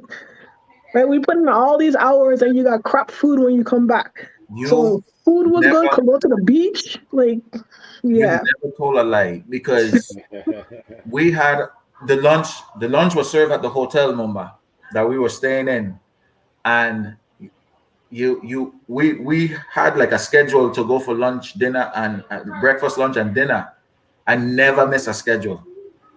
Trust me, that food was so good at at that hotel. I want to say yes. it was Yellowbeard or Bluebeard Hotel or something like to I that don't effect. even remember what it was. I just remember it was amazing because I remember they did that one big night where they had like sweet potato dumpling and fungi and like everything under the sun they made and put out.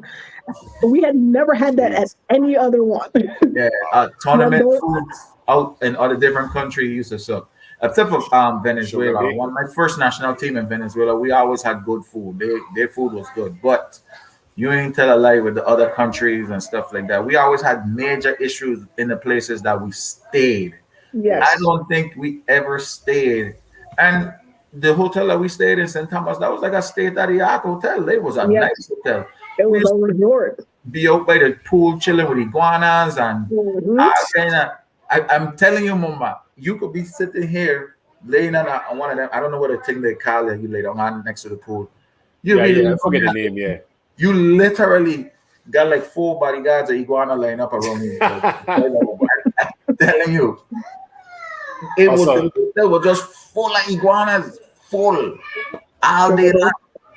And then they had a night where they had like some type of celebration going on at the hotel. So it was just you telling the truth. It was fun. Like Yeah.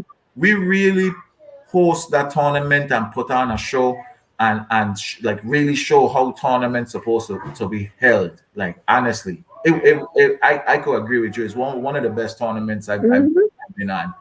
So Lynn says Sugar Bay. Yeah. Sugar Bay Bay. Hotel Sugar there. Bay. That Yeah. could be. I think I stayed in Bluebeard on a different occasion, but it had something to do with the national team, but maybe for practice. But that hey, you're not lying. That tournament was nice. It was Yeah. I think it was even years later, even when the last tournament I played in, we still had players being like, when are you guys going to host again? Right. So it was memorable for everybody that went there. that's what's up. Everybody loved that tournament. That's what's up. Yeah. That's what's up, man. So we have a question from Lynn. Can you explain what it felt like in 2002 in St. Thomas in front of the rest of the VI when you were robbed of the gold medal for Central Basket, or was it CARICOM? Well, one of them. Yo, man, your memory is better than mine. It would have been feel Central like Basket. I know what she's talking about because that was when I think Roxy got fouled and they didn't call it when we were playing against Dominican because we should have actually won that tournament. Mm. Yeah, we had no business losing that tournament, especially as a home team, and we didn't get home team calls. But it was like a blatant foul, and they still just gave it to them. So I know what she's talking about, and that was actually the furthest we would have gone. So yeah. But Lynn, yes, your memory is a lot better than mine because I still have mommy brain. Mommy brain. Mommy brain. You did I bring can blame us it on the kids. about that St. Thomas trip though, but one of the thing was the food did stand out on that trip there. Am I mouth watering now? No. I'm hungry. Yeah, no, St. Thomas was definitely the most fun tournament. Cuba was the worst by far. Is that the one where we stayed? Because I know there was a couple Cuba trip, but is that the one we stayed like in this? It used to be a hotel. Like it Yes, was you run down. guys were at the old one that didn't have hot water. Yeah, we We didn't have were at no the hot one that water. was like probably an hour away on that dark ass road because they didn't have any type of street light going out there. There were flies all over the food. So our coach that year was Coach Morgan, and Coach Morgan flat out told Uzi, "You need to take them someplace else to eat, or we're not playing." Yeah. Like you walk into the cafeteria and it was one of those open cafeterias by their beach, but the beach was just rocks. And literally you just see black because all the flies are covering everything. Wow, that's Yeah. crazy. Mama, it was really bad in that Cuba trip. It was really bad. We also stayed near the beach, and we actually stayed like our beach was more like a cliff. Like you literally see people on the little raft trying to get away where we were. What? You would see that like 3-4 times a day. They on their raft, Wow. whatever they were called, deploying, trying to get away from Cuba. So, and it was like she said, no hot water the whole trip. They said that it used to be a hotel. Um, they tried to fix it up for the tournament. We was the only team staying there. Maybe a few others. But it was just bad. It was horrible. It was real bad. Yeah, because remember then we started going to whatever that other hotel was to eat at least lunch. Mm-hmm. And it was pizza damn near every day. Right, because we had the same trouble issues with the food too. The food was not good. So Yeah. since you guys got that treatment of going someplace else to eat, and then it was extended to us too, Mhm. because the food was not good over there, and it sucks that it's always like a better trip when the girls and the boys stay the same place because Yeah. we get to support each other. Usually out of practice before us, we the practice after, and then we just all go back to the hotel and just hang out and chill. It made the trips more better, and we felt more at home. But Mhm. when we are off by ourselves, I was there someplace or we there someplace, the trips then used to be dry. They were. Yep. But because it was the same way to start off with when we went to Jamaica too. Because when we first went to Jamaica, we were supposed to be staying at some bootleg hotel down in Kingston. And same thing, Coach Morgan, she got off the bus, she went and walked that hotel, and literally it looked like Roach Motel, right? Dark, dingy, nasty carpet, whole night. She told us to get back on the bus. And we came to that hotel that you guys were at, and she told us flat out, we stay here or we ain't playing. Hey, and that's how it Yep. should be, man. That's how it should be. Right. Yeah, that's true. Gotta stay together, man. Gotta stay Yeah. together. That Oh, and Jamaica, to Lynn's comment, I saw Lynn's comment just now. At least we got to eat we were eating room service on that trip, Lynn. That was a room service trip because the food downstairs was so bad in the hotel. Walmart was the Mexico City trip. That's when we walked to Walmart because you could only eat in the cafeteria at certain times. So if you didn't hit the time when they were serving meals, you were just short. wow. Because sometimes That's your rough. game will probably be late. So by the time y'all get back to the wherever y'all staying, the cafeteria probably closed or Mhm. closing. That's Yep. That's true. Yeah, that's rough. man. A lot of people don't know some of the conditions that we had to play through, man. Like Yes. you got to deal with some of these stuff when off the court, and then still be able to focus and go out and perform. Mhm. And Yeah. half the team don't stay in the conditions that we stay in when we go on some of these trips. And Yeah, that's a big thing. It's not like our trips were not luxurious trips, right? not at all. Yeah, they were far from luxurious because literally we had trips where you have us playing and we're putting in so much time because you're still doing a shoot around and then you're still going to play and all of this, and we could barely find a decent meal because I know Leon was also where we had a lot of people get food poisoning. Like half of Puerto Rico's team, by the time they got to their final game, they could barely have 5 players on their bench because so many of them were sick. I think we Jeez. had like 4 or 5 people go down too. We Wow. got to the point where like none of us were touching the food. We were only ordering room service. Yeah, and there was a lot of trip that we lost weight on the trips by the time we got back to Hmm. St. Croix. A lot of trips that we Yeah, lose weight, that's rough, man. That's hard on the body, listen. That's rough. especially when we went to have you ever played in any university games for the Virgin Islands? Nah, I know the nah. girls came on a trip to Puerto Rico, but I don't know how they did because our trip to Puerto Rico we qualified to go to China, but I don't remember the girls being out there in China, so I don't think they qualified in Puerto Rico. But I know they had a girls team in when we went to Puerto Rico to qualify to go to Beijing. Wait, I think the year I went to Puerto Rico was when we played in. I think it was Mallorca, but I know we didn't qualify that time. Yeah, I don't remember being on any other than the university games. I don't remember being on a national team with at playing at another tournament in Puerto Rico other than the university games. Could have been. I don't start me lying. Would you trade your national team experience for anything? No, Mm. nah. Yeah, I mean it was tough, but it was fun.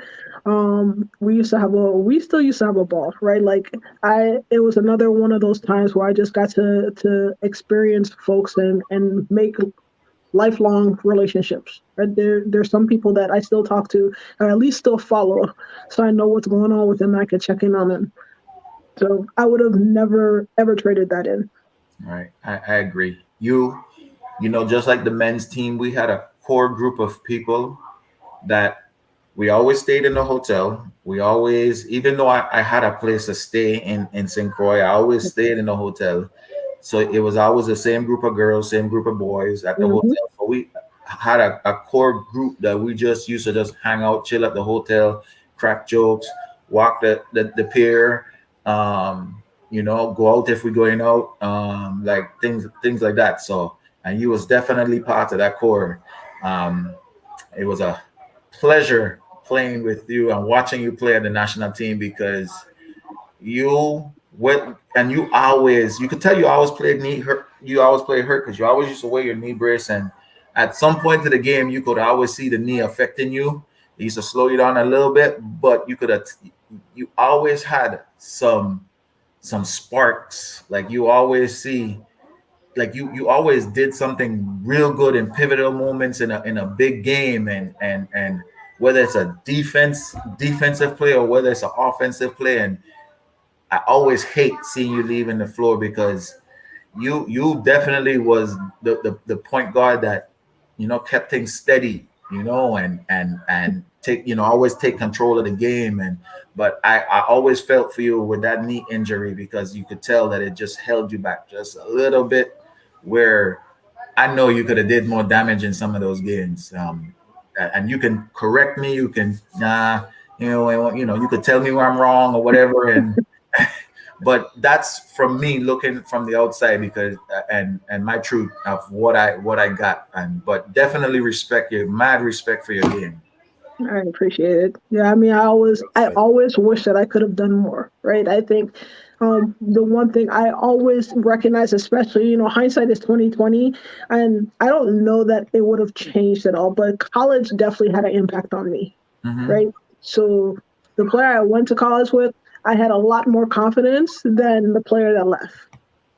That's Right. what's up. So between being injured and kind of just being torn down a little bit, it took a long time for me to gain that confidence back, or even get any at least some of it back. Because I don't think I ever got it all back, but it took a long time for me to get back to at least, all right, I know what I'm doing. Yes, I'm not the same. I have these injuries, but I can still make an impact. Hmm. Right. So when we had those losses, even in those tournaments, that stuff used to eat at my soul just because I always wanted us to advance.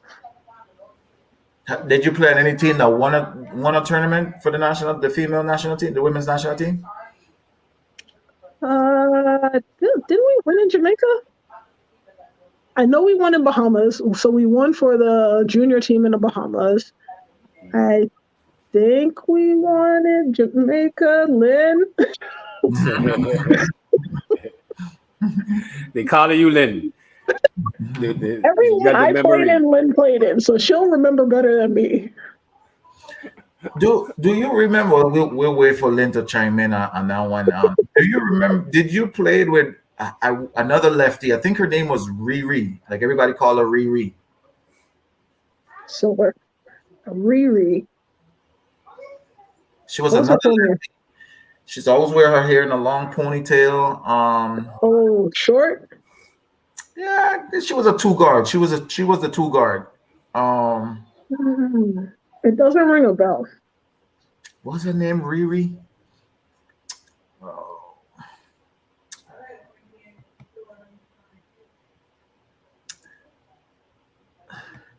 I don't know why I thought you played with her too. I see.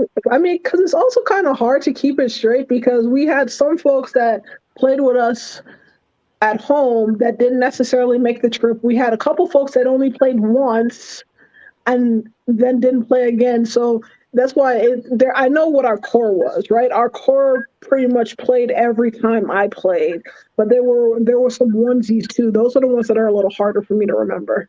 Gotcha. And I think Riri would have been Renelle. Didn't y'all Oh, used to that's what call you're her? talking about, Yeah. Didn't y'all used to call her Riri or Rara or something? Ray. I Or always called her Ray. but she was a lefty too, right? Was she? I didn't think Ray was a lefty. I don't remember. Yeah, I think she was a lefty because, like I said, I remember the lefties, because they're dear to my heart. You know what I'm saying? Yeah, you're a I'm lefty, curious. so Yes, part of the Fab Five. So she was a core, Lynn?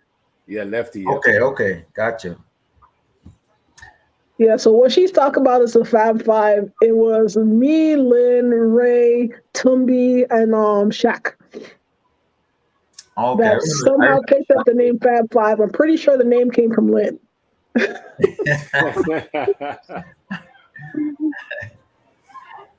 Yeah, that definitely. I didn't know Renell was part of the core, but because I could really only remember, and it either was the Cuba trip, or it could have even been the Jamaica trip, one of the two. I don't remember her being the core, but I could be wrong, I think we did 3 or 4 trips where Raynell was there. Yeah. And I think I remember her last trip because we was on the airport talking, and she was just letting me know that's probably going to be her last time playing, because I think something was about to take off for her, whether it was her career or something was about to take off for her. And I remember her saying this is going to be her last trip, Yeah. But she was pretty good. She was. Yeah. She was pretty good. Yeah. We had some decent ballers. But I think the only downside I feel to our program is we don't get the time that other programs get. Right? That's always the biggest downside, because we had players that legit didn't even get a chance to practice with the team. They're showing up on site wherever the tournament is, because we never had that opportunity where it's like, all right, we're going to say all players, a month commitment will help you guys with mortgages, rent, whatever you need, so that you can actually commit and come and have those practices and make sure you have the chemistry before you're going into those tournaments. So I remember, I think the first time when we played Jamaica, and we're sitting there talking to them, and they had been playing together for like 2 or 3 months, right? Whereas you have us, we had some people that had been there for 2 weeks. We had some that showed up a week before. We had some that showed up the night before we flew to Jamaica. So we just didn't have that same chemistry that they did. Yeah, you definitely preaching to the choir, because that's the same thing for us too. Like that used to be the biggest issue, like just having enough practice and playing together and just gelling. Yep.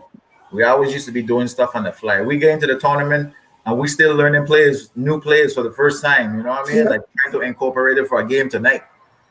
Yeah, that's rough. That's tough. I'm telling you, man. Jeez.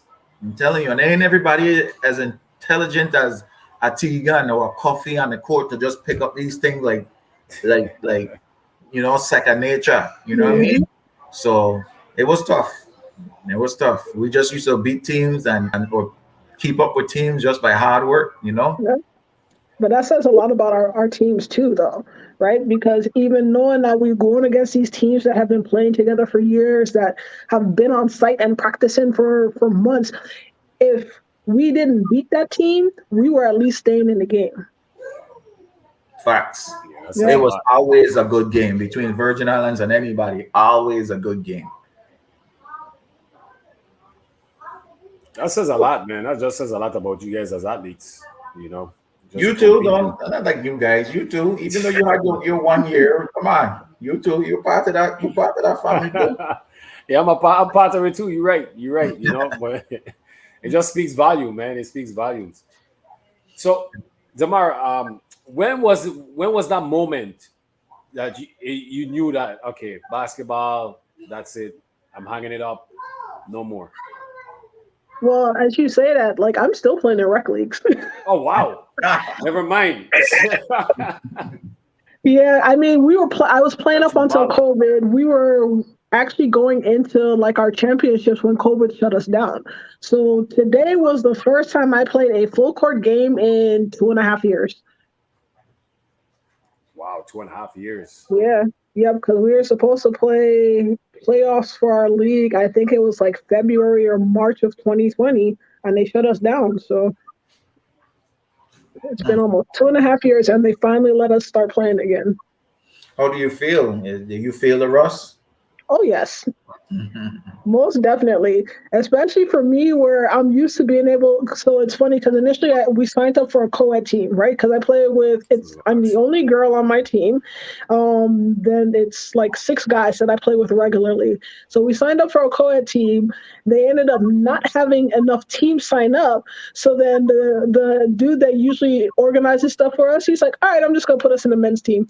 So he put us in the men's league. I show up today, and then all the other guys are confused because they were like, "I thought this was a men's league," and they were like, "Yeah, but she's playing with us."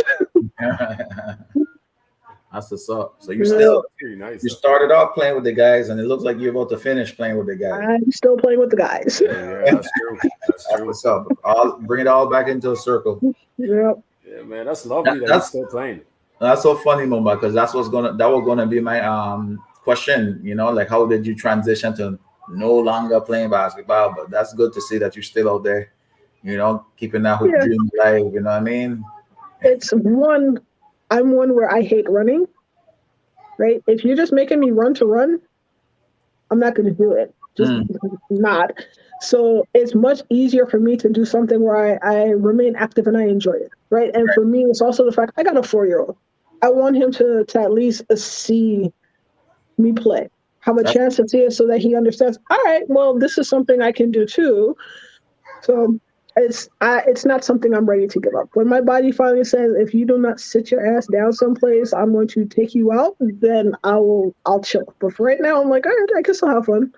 I know my limits. I feel you on that. Yeah.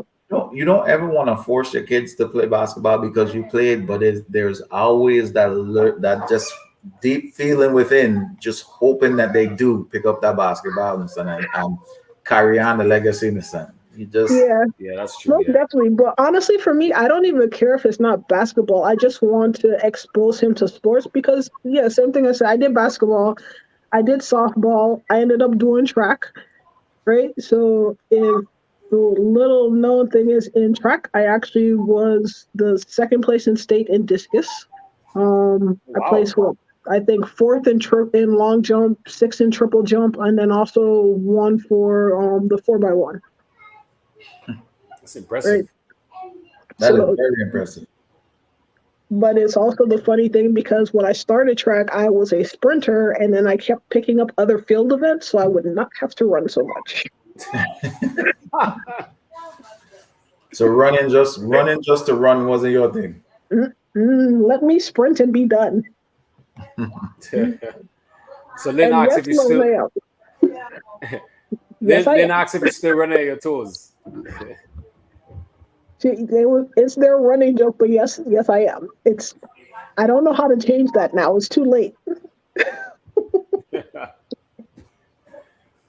So does your husband play basketball too?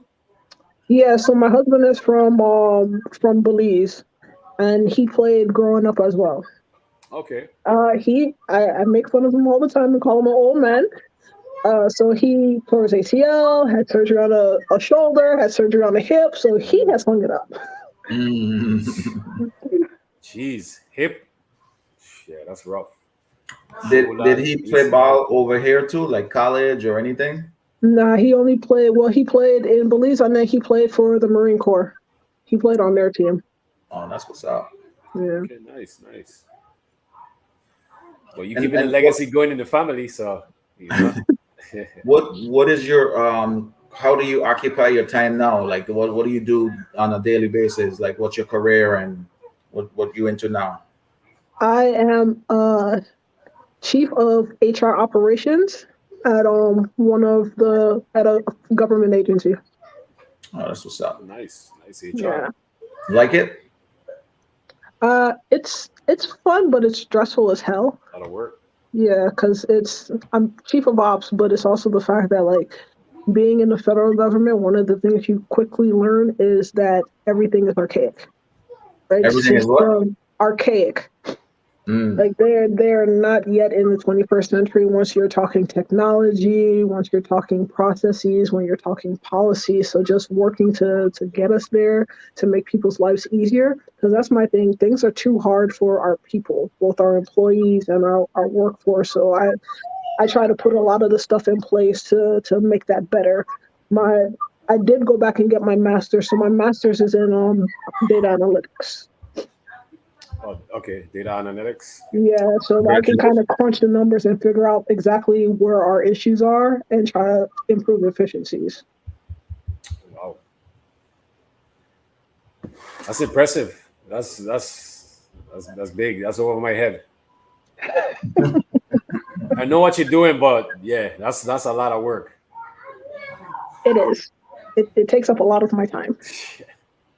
Do you ever travel back to the Virgin Islands like now?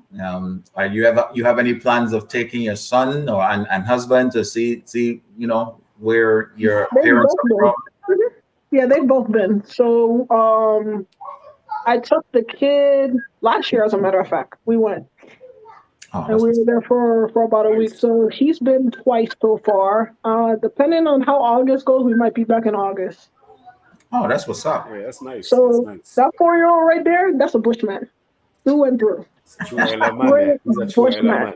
Island man. So you still have your main core of family down there, uncles, aunts, and Smaller core, but yes, I still have a core there. gotcha. That's what's up. Yeah. Are you an only child? That's Ooh, my next question. I am my mother's only child. I have 2 stepbrothers, and then I have 7 other siblings on my dad's side. I always have to check the number, but I'm pretty sure it's 7.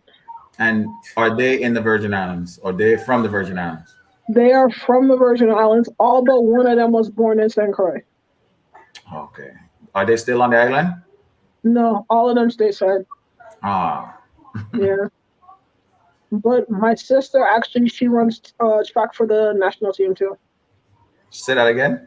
My sister runs track on the national team. Oh, that's what's up. Oh So keep wow. it. We Yeah, still that's repping then. nice. Yeah, Yeah. we still repping. Yeah. How Let how me is she doing? She's actually doing pretty good. She's she does high jump. That's her main thing. So I don't know. I think she's supposed to be down there next week, I believe. I gotta check with her to see when their next tournament is though. When the Olympics was going nice. on last year, you couldn't see the sport. Well, you didn't see the sport, but I saw a few VI flag in the crowd, but I didn't know what they were playing. Did your sister make it to the No, Olympics? she went to the qualifier, but she didn't make it to the games. Gotcha. Well, Yeah, Okay. maybe next time. Yeah, yeah. hopefully next time, Hopefully, man. Hopefully. hopefully. Yeah, that'd At be great. least she got to the qualifier because a lot of people don't Exactly. even make it that far. Yeah, that's an achievement in itself. That's what's up. Mhm. Well, Damarah, this was good, man. One of the luring question that I really wanted to know was, did you spend any time as a child in the Virgin Islands, like going to school? And I never knew that part, so it was good learning that you did. And I feel real good about you now. Like I said, you're not 100% homegrown, but you're more than 70% because you went back and forth and all the way up until the 7th grade, and then you was more statesides from there. So Yeah, I mean it's funny because my mom has always made fun of me because I call St. Croix home, right?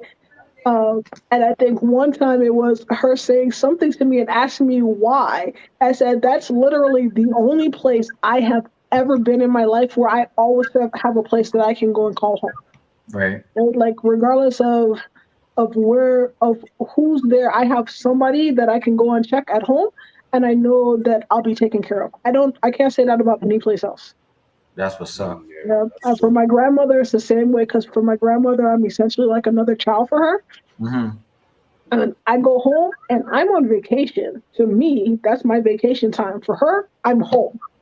Why are you going out to restaurants to eat? You're home, you should cook. I was like, I am not cooking. That's the true. one That's true. the one restaurant that I don't care what anybody say, when I come home I have to hit up KFC. I don't have to do Wendy's or McDonald's or anything. I will never touch down on St. Croix and leave without eating a 2-piece dinner at KFC. It's just not happening. That's That, if they have chicken. huh? If they have chicken. Well, I don't know how it is now down there. I don't really know, but I was there in October and I definitely had I had chicken. Yeah, I think when we went in July or August. They actually ran out of chicken. I was like, how the hell does KFC run out of chicken? Well, That's crazy. that must be due to the shortage that they had, the limited limits that they was giving people in ordering chicken. Because I know they did have a little shortage of chicken sometime last year, but I Yeah. don't Hmm. know when. But that could be. I heard I it was. I heard would it not was doubt that. substituted with iguana. You know, when we was in Venezuela, well, Bo used to make the joke. I think he was telling the truth, but he could be wrong too. But the chicken in Venezuela was so good, and Bo used to come around. But you think that's chicken? Little like that's iguana you eat. Bo would always say that government thinking that they're really eating iguana, but nobody stopped. Bo Trust me, crazy. that chicken was so good. Nobody stopped eating that. I eat chicken, rice, and plantain every night in Venezuela. And one time I ate fish, but I ain't really a fish man. If fish ain't cooked in my house, I ain't eating it. I don't really eat outside fish. Yes, and I concur with Sarah's comment. I will not eat KFC in the States. I will eat it any place but in the States. They don't have the corner. I don't know. They don't. They just don't have the Cornell's recipe. I know for sure Sinclair got a Cornell's recipe. If any I other think it's recipe, because they make it. I feel like here they're using fake chicken. You go other places, at least you're getting the real thing. Here, I'm not sure what you're getting. and I cannot stand That's scary. wedges. What's a wedges? What's a wedge? I cannot stand wedges. I hate going KFC and ordering wedges up here. French fries. Give me some French fries. No I can wedges. go either way. I'm not hating on that. Yeah, I could. Anything potatoes, I'm down with. Minus potato salad. No. You can't be from the island and don't like potato salad. And I don't do condiments. So when you're talking mustard and mayo and relish, you could keep all of it. So you don't like none of them? Really? None. Not even ketchup? I do ketchup, Okay. Yeah, but the ketchup rest is of number one. all the rest of the condiments, you can have them. Barbecue sauce, honey mustard, sweet and sour, none of that. You ain't Don't doing do honey mustard. Don't What? really do sweet and sour. I'll every so What? often do that? Okay. barbecue sauce. Okay. So you like Chick-fil-A? I love Chick-fil-A. That's the first thing I So think of. you don't get Chick-fil-A and the Polynesian sauce? No, so when I do Chick-fil-A, I take the spicy sriracha and the barbecue and mix them. Oh man, you missing out on that Polynesian sauce, yo. Missing out on the Chick-fil-A sauce too. Mm. What about Zaxby's? You don't do the Zaxby sauce or the tongue torch? I think we only have like one Zaxby's in this area, so I've never been. Hmm. And I also loving your background view outside. Oh, I don't know if because the sun going down, it dimming a little bit, so you could see a little better out. It's not as bright in the background as it was earlier, so you actually getting to see outside now. So I loving your view back there. Yeah. thank you. Yeah, we definitely got a good sized backyard for the Bushman, so he could go out and run and play and have fun. Bushman. The backyard life is a must. Yes, yeah. So That's he has true. his little trampoline and everything out there. So is it? Go ahead, Mumba. No, you go ahead, People Pan. to ask the same thing because we've No, been go doing it ahead. all day. No, go ahead. Well, You good. You good. I was gonna ask. So, is there anything that you didn't touch that you wanted to share, and is a must? It's a must that we know. Anything that you want to touch on, or that we didn't ask, or you didn't get a chance to share. Mm. Not that I could think of. I mean, my whole thing is, especially when we're talking for the national teams and the junior national team, is I don't know that the kids, especially at home, realize the doors that it has the potential to open for them, right? Because I went from going to a small junior college in Wyoming that nobody had ever heard of to being recruited by NAIA school, and then at the end of the day, a D1 school. And you look at all the people that went through that program, right? Like Lynn was recruited to a D1 school. Julie was recruited to a D1 school. We had Shaq, we had Tumby, all these D1 players that at some point play on that team. That's what's It up. just opens up Sure. so many opportunities that you don't realize. And it gives you an opportunity to travel too. Yes, we traveled under some harsh conditions sometimes, but still you gain lifelong friendships, and you get to experience places that you may not experience otherwise. And you learn some things about some of these countries too. You witness some humbling moments in some of Yeah, these countries, and you get to see how privileged we are at times, and we take a lot of stuff for granted yeah, from and definitely. visiting some of these countries, because That's a true. lot of these countries that we visit, they don't So, have yeah, half the stuff that we have to our fingertips that we take for granted every day. So yeah. Like that's I some of the things that remember. I learned from a lot of these trips that we went on. Yeah, hmm true. Like I remember all the kids. I don't know if you remember all the kids that used to come watch us play in Cuba. I think that was probably one of the ones that upset me the most because I remember after those games, because remember we used to always wear the bands and the headbands and everything, the Nike headbands and the Jordan ones. We were giving them to the kids, Right, right? And even as we're giving them to the kids, the security guards were stopping and taking them from the kids right, taking them away. because they knew that they could resell that stuff and make money from them. So they wouldn't even let the kids walk out. Like we had to have the kids hide stuff to get out the gym with them. Wow. That's messed up. Why shouldn't they be Messed able up. to sell and help provide for their family? And this is something that was just given to them. That's it. Ain't nothing Yeah. big about that. But But it was the whole thing. It's not like the security guards were doing it for because they couldn't or whatever. It was they wanted to make that money for themselves instead. That's the only reason they were confiscating that stuff. what was real So humbling fucked. for me. One of my trips, one of the most humbling. Um, and I hope people don't take this the wrong way. Like Mexico, Cuba, all those places, those Hispanic places that we visit, based on what we saw on TV, we saw a lot of poverty and you like kids being homeless and stuff like that. I didn't know that Jamaica had so much homeless kids Yeah, the way they did. yeah. Man, there was so much poverty in Jamaica, and wherever we went, wherever we traveled in Jamaica, we came up on a group of kids, and you barefooted, all of them, say that they live right there. This is where they sleep, and Jamaica has a lot of homeless kids. That's I rough. I I did hmm not know that. And remember the shanty town? Yes, in Shantytown, yeah. Yeah. Like just as you drive up the whole hill, it was the same thing in Cuba though. They had one too where it's Where we nothing rode but up, shanties going the whole way up. man, it was bad in Jamaica, and I That's did sad, not man. know that. Yep. 'Cause I guess from all the reggae singers and stuff, they glamorize their life. You know what I'm saying? And people do say about the poverty and the poor people, but seeing it was so different than hearing it in a song.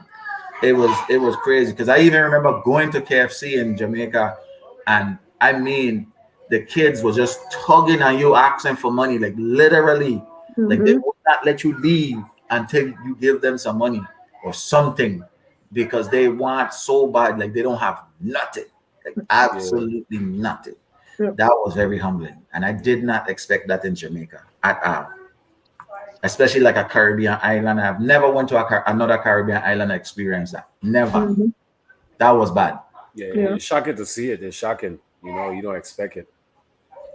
Yeah, I That's think between that one and I would say my other one was when we went to Guatemala. And I remember us driving through the city, and not banks, but just like regular corner stores. They had security with M16s outside, right? And so it caught us off guard at first because I'm just like, wait, what's going on? But you're literally talking a regular corner store, and that shows you same thing how much poverty that country had, or how much poverty that city had, where they're robbing anybody to Right. get stuff.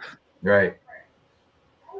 Says a lot, man. When yeah, we, like I yeah, said, we that's don't rough. know how privileged we are here in the United States, and how much we take stuff for granted, because people are like badly off, and they have a lot of poverty here too, but they have more opportunity here, Yeah. Yeah, so yeah, that's true. it's tough. So besides playing, you playing in the rec league and raising the 4-year-old Bushman, what's some of the hobbies you have? Like what you like doing on your spare time, if you have spare time? I don't have a lot, but we travel a lot. right? Whenever minus COVID shutting us down for the past 2 years, when we get a chance to, we do a fair amount of traveling, especially same thing with that 4-year-old, just trying to let him explore and experience the world. So he's already been overseas. I tell you, he's been home. He's been to Belize. We definitely try to give him different experiences. And besides, I like riding bikes, so do a lot of bike rides. The My husband is now trying to get into fishing. Um, so we'll go fishing every so often. I am not touching any bait. So yes, I will fish, but you are going to bait it, and then you taking that fish off too. Yes, baby. Go ahead, one more. Fishing is for a lot of people. Fishing is very relaxing. You take your mind off of a lot of stuff. Yeah. I don't get it, but I'm not a fisher. One day I'll go with my partner them to see how it is. But like you, I'm not an animal person, so I probably ain't touching no bait unless I wearing a glove or something. I ain't Exactly. Hey, Exactly. No, I mean, for me, it's good because I'm one where he'll call me bougie. I don't care. I'm fine with it. I will own it. But I'm gonna have my chair. I'm gonna have my speaker. I'm gonna probably have like a little cooler. Like I'll make it a thing. Yeah, you need all that though. Exactly. Yeah, you I'm not definitely just need all going to that. go out there with a stick and sit on the ground and fish. right. Yeah, you could call me bougie and that one there too. I'll own that there too. Man, I can't. So I come from the islands, but I'm not much of a seafood eater, and that's strictly because of the smell. Yes.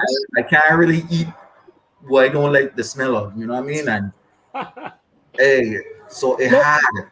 And why I don't eat fried fish because it smells so good.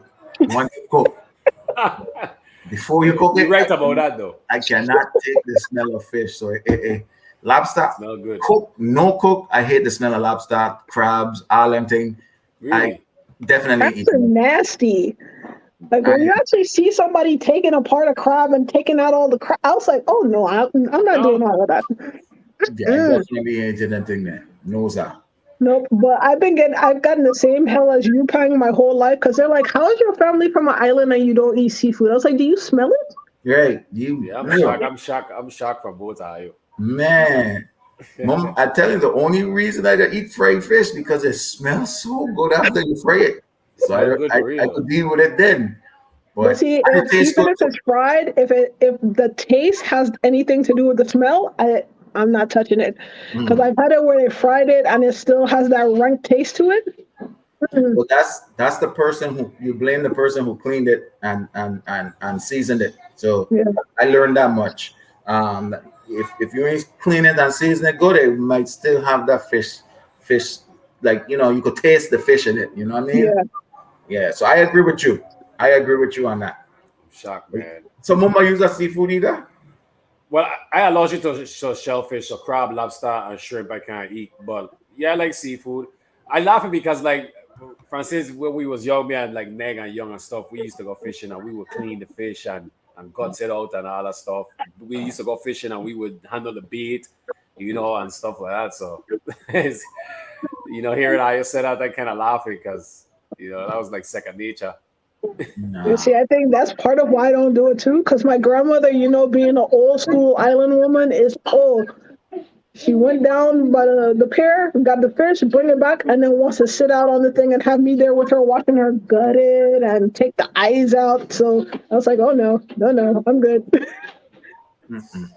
Yeah, I ain't We have touching. some viewers here. They don't like seafood either. They don't eat seafood like that. Yeah, Dwayne said he Dwayne don't and like Sarah. seafood. Yeah, yeah, Dwayne and Sarah. So we got the crew. We got everybody over here.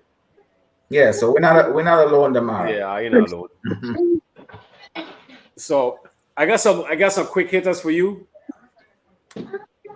So the first one is and Arika asked a question earlier. She was talking in general, and that was part of one of my quick hitters. But some of the favorite places you have visited Uh, traveling. I'm a big Europe fan. Yeah, I love Europe. So been to France. Germany's fun. especially during the holidays because they do all their markets and everything. Um, I've been to Scotland a couple times, so Scotland's good too. Loved Italy. Another one, I actually did a work trip to Senegal in Dakar. That was Wow. it was amazing because what you don't realize or what they don't tell you, Senegal is just like being home, right? They beautiful. It's not an island, but they're right off the coast. So the water is beautiful. It's just kind of sad because they don't take care of it, right? This is one of those places you go and their beach is littered with trash. So it's only a matter of time before that water ain't as beautiful as it is right now. Wow. Wow. It's amazing. You've been some real places. Yeah, even some I places. definitely want to go Scotland. I just love how they talk and some of the little movies that I've watched. They just always made Scotland look so beautiful. And I want to stay in a bed and breakfast. Oh yeah. I want to stay. I want to go to Scotland and stay in a bed and breakfast. You know, like a setting like that. I want to go to Italy. You know, Yeah. I Me too, love yeah. Italy. but you have been some good places, man. Like, Yeah, and I say Ireland too. So Italy is good. Like my husband loves Rome. I like Venice a lot. I like where else do we go? Florence. Florence is really nice too. that's in Italy too, right? Yeah. So I've done Florence, Venice, and Rome in Italy. Oh, Rome is really nice, actually. But it's surprising because what you don't realize is, especially when you first get to Rome and you're going from the airport downtown, it's hood as hell. you say it's hood? It's so hood, like graffiti every place. You got to be careful where you walk. It's hood Wow. until you get downtown. I was gonna ask you, like going to like Scotland and France, and like, do you get the dead stare when you touch down in those places? Like they know you're not from around here, like you're an alien, and like things like that. And are they Not based in usually, those I countries? And think so. Most of those countries have such a big African population that you don't get that. But it's funny too because they assume that we're African until we open our mouths, Okay. right? Yeah. And then they're like, "Oh, wait." Accent. But we had a very crazy trip in France. So we actually did Paris one year for New Year. And long story short, we kind of got tear gassed, ended up on a train going the wrong direction. And then there was a bus that was supposed to take us back, and all the Africans blocked all of the white folks from getting on the bus and Jeez. filled it to capacity. Right. So we left the hotel probably, I think, at 10 o'clock in the morning on New Year's Eve. We did not get back to the hotel until 7 a.m. the next day. Jeez. Yeah. That's rough.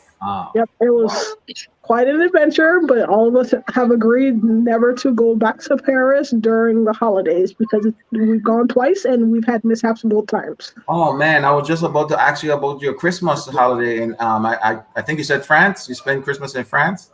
Usually Christmas is in Germany, and then we try to go someplace for New Year's. So yeah, when we tried France for New Year's, both times we've had mishaps. Oh man, One time the car got towed, and then the next time we got tear gas. So I'm not going to Paris during New Year's, especially. Jeez, I was that's just terrible. getting ready to say, man, you sound like you took some of those trips at the best time in the holidays, and Mhm. Yeah, They're great times to go. It's just not there. I will go to another European country. man, how was Ireland? Ireland, I loved Ireland actually. The only thing that you don't realize, everything is very spread out in Ireland. Right. I think one of my favorite things about Europe, or one of the best things to me, is just everything there is still natural. Right. So even when you're just talking food, for me, for example, when you're talking sandwich meat and stuff, I don't eat that because I don't even understand what they put in it. You go over there and you get what they call a sandwich meat.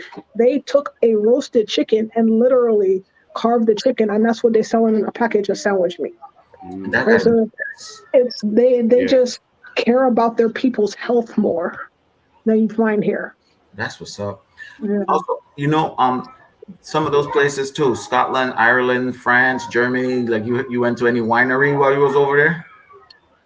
So in Germany, especially when you're talking for, actually, they kind of party all year round, but for Christmas, when they do those Christmas markets, they have Glühwein, right? So you can essentially stop at these different places and pay like €1 or €2, and you get cups of Glühwein to walk around, and it's essentially a warm wine, and they'll top it off with like amaretto, or if you want Grand Marnier or whatever. So people are usually walking around those events tipsy. I know I would. Yeah, definitely. Because I want to taste everything. Yeah, it's good. Yeah, and then they do it during the summer too. So I've been during the summer when they've done some of those events, and then the wine fest. So it's a lot of fun. That's what's up. I need your passport. I mean, yeah, I need your passport stamps then. Yeah. You've been to some real good places, some real cool places. Yeah. Any plans of going like Hawaii or? I've done Hawaii once. I actually went to Hawaii for a friend's wedding. We needed to stay longer, so we did not take into account the time difference. The time difference from especially the East Coast to Hawaii kicks your ass. Right? So by the time we got there, we needed a day to recoup just to get on their time, and we only stayed for a week. Oh, so by the time you really get used to it, man, it's time to go. It's time to go back. Yeah. So we gotta go back, but next time we'll plan it out so we stay longer. Oh, that's what's up. Well, good luck with that, and I hope you make it. Hope you guys make it. Yeah. So talking about traveling, what's 3 to 5 places you haven't visited that you would love to visit? And I think you mentioned one earlier, but 3 to 5. Yeah. I want to do Spain. I have not done Spain yet.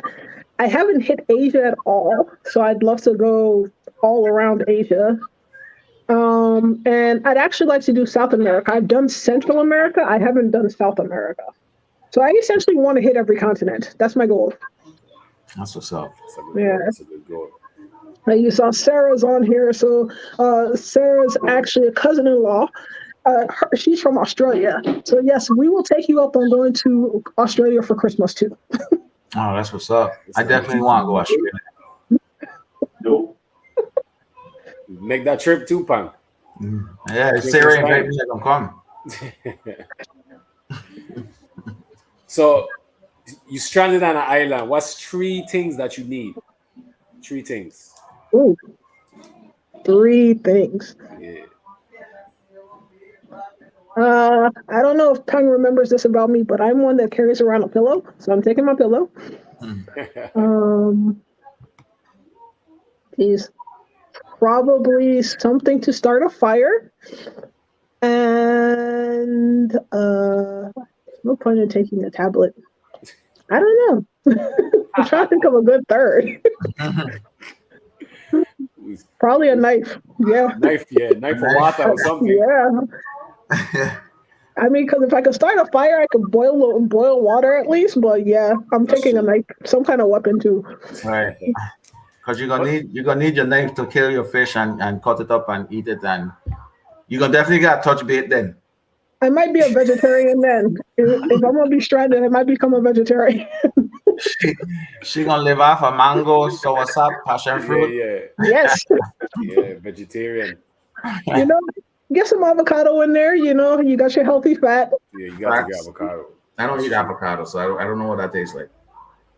What? You missing out, man. You missing out. I will say it took me a while to get on the avocado tip, but now I will eat avocado. I didn't eat it as much when I was younger. That is nasty. I've tasted and I do not like it. My father used to make avocado, so I didn't like it from smile. Well, I like it on stuff, I will say too. Usually, I'm not gonna eat it plain. I'm gonna put it on something. I love avocado. Only one in my house when avocado is sharing out and our plate, please leave that off of my plate.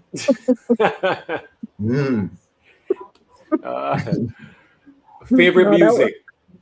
Ooh, that's hard. Nope. I don't have a favorite. So I have a very eclectic music taste. So I go from I will do soca, I will do reggaeton, I will do calypso, I will do a lot of the stuff that's coming out of Europe right now, where you have Sam Smith, and I go R&B, I go rap. I am all over the map on music. The only Okay. thing I don't do at all is a hard rock. That no, you could keep No that hard one. rock and roll, no rock and roll. Yeah, not the hard rock. That heavy metal stuff. I don't mess with that. But besides that, I'm all over the map on music. I could lean with you on that. I definitely listen to a lot of different type of music too, same way. Yeah. But I'd like you rock and roll out there. Yeah. Us- Yeah, okay. Since you listen to our wide variety of music, I'm gonna start asking this question. Do you have a favorite musical or artist? ever or right now? We could go ever, and we could go right now. Jesus Christmas. One of my favorites is definitely Barris. Right, I'm a very big Barris Hammond fan. Right now, I like a lot of the stuff that's coming out of Europe. I feel like right now American music is straight trash. Right, when we're talking, especially rap and hip hop, I don't understand what the hell happened. Especially when you're talking from the time we were in high school and college to now, it just went off the rails somehow. So I don't really mess with a lot of hip hop and rap these days around here. If anything, I'm gonna go back to the 2000s and the 90s rap and hip hop. I feel you on that one. Definitely feel you. 5 dinner guests, dead or alive. 5 dinner guests. Let's see. I'm gonna do some basketball, folks. So I'm gonna put Michael Jordan on there. I'm gonna put Cynthia Cooper on there. I will probably actually put my maternal grandmother's mom, just because like there's so much about that side of my family that I don't know. So just to kind of get some family history, I put her in there. Who else could I put in there?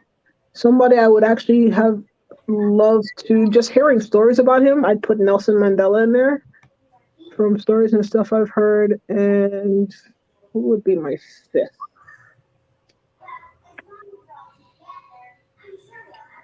I'm gonna be corny and put MLK as my fifth. Yeah. That's a good five. That's a good five. Yeah. That's a good five. 5 words that describe you as a person. It's laid back.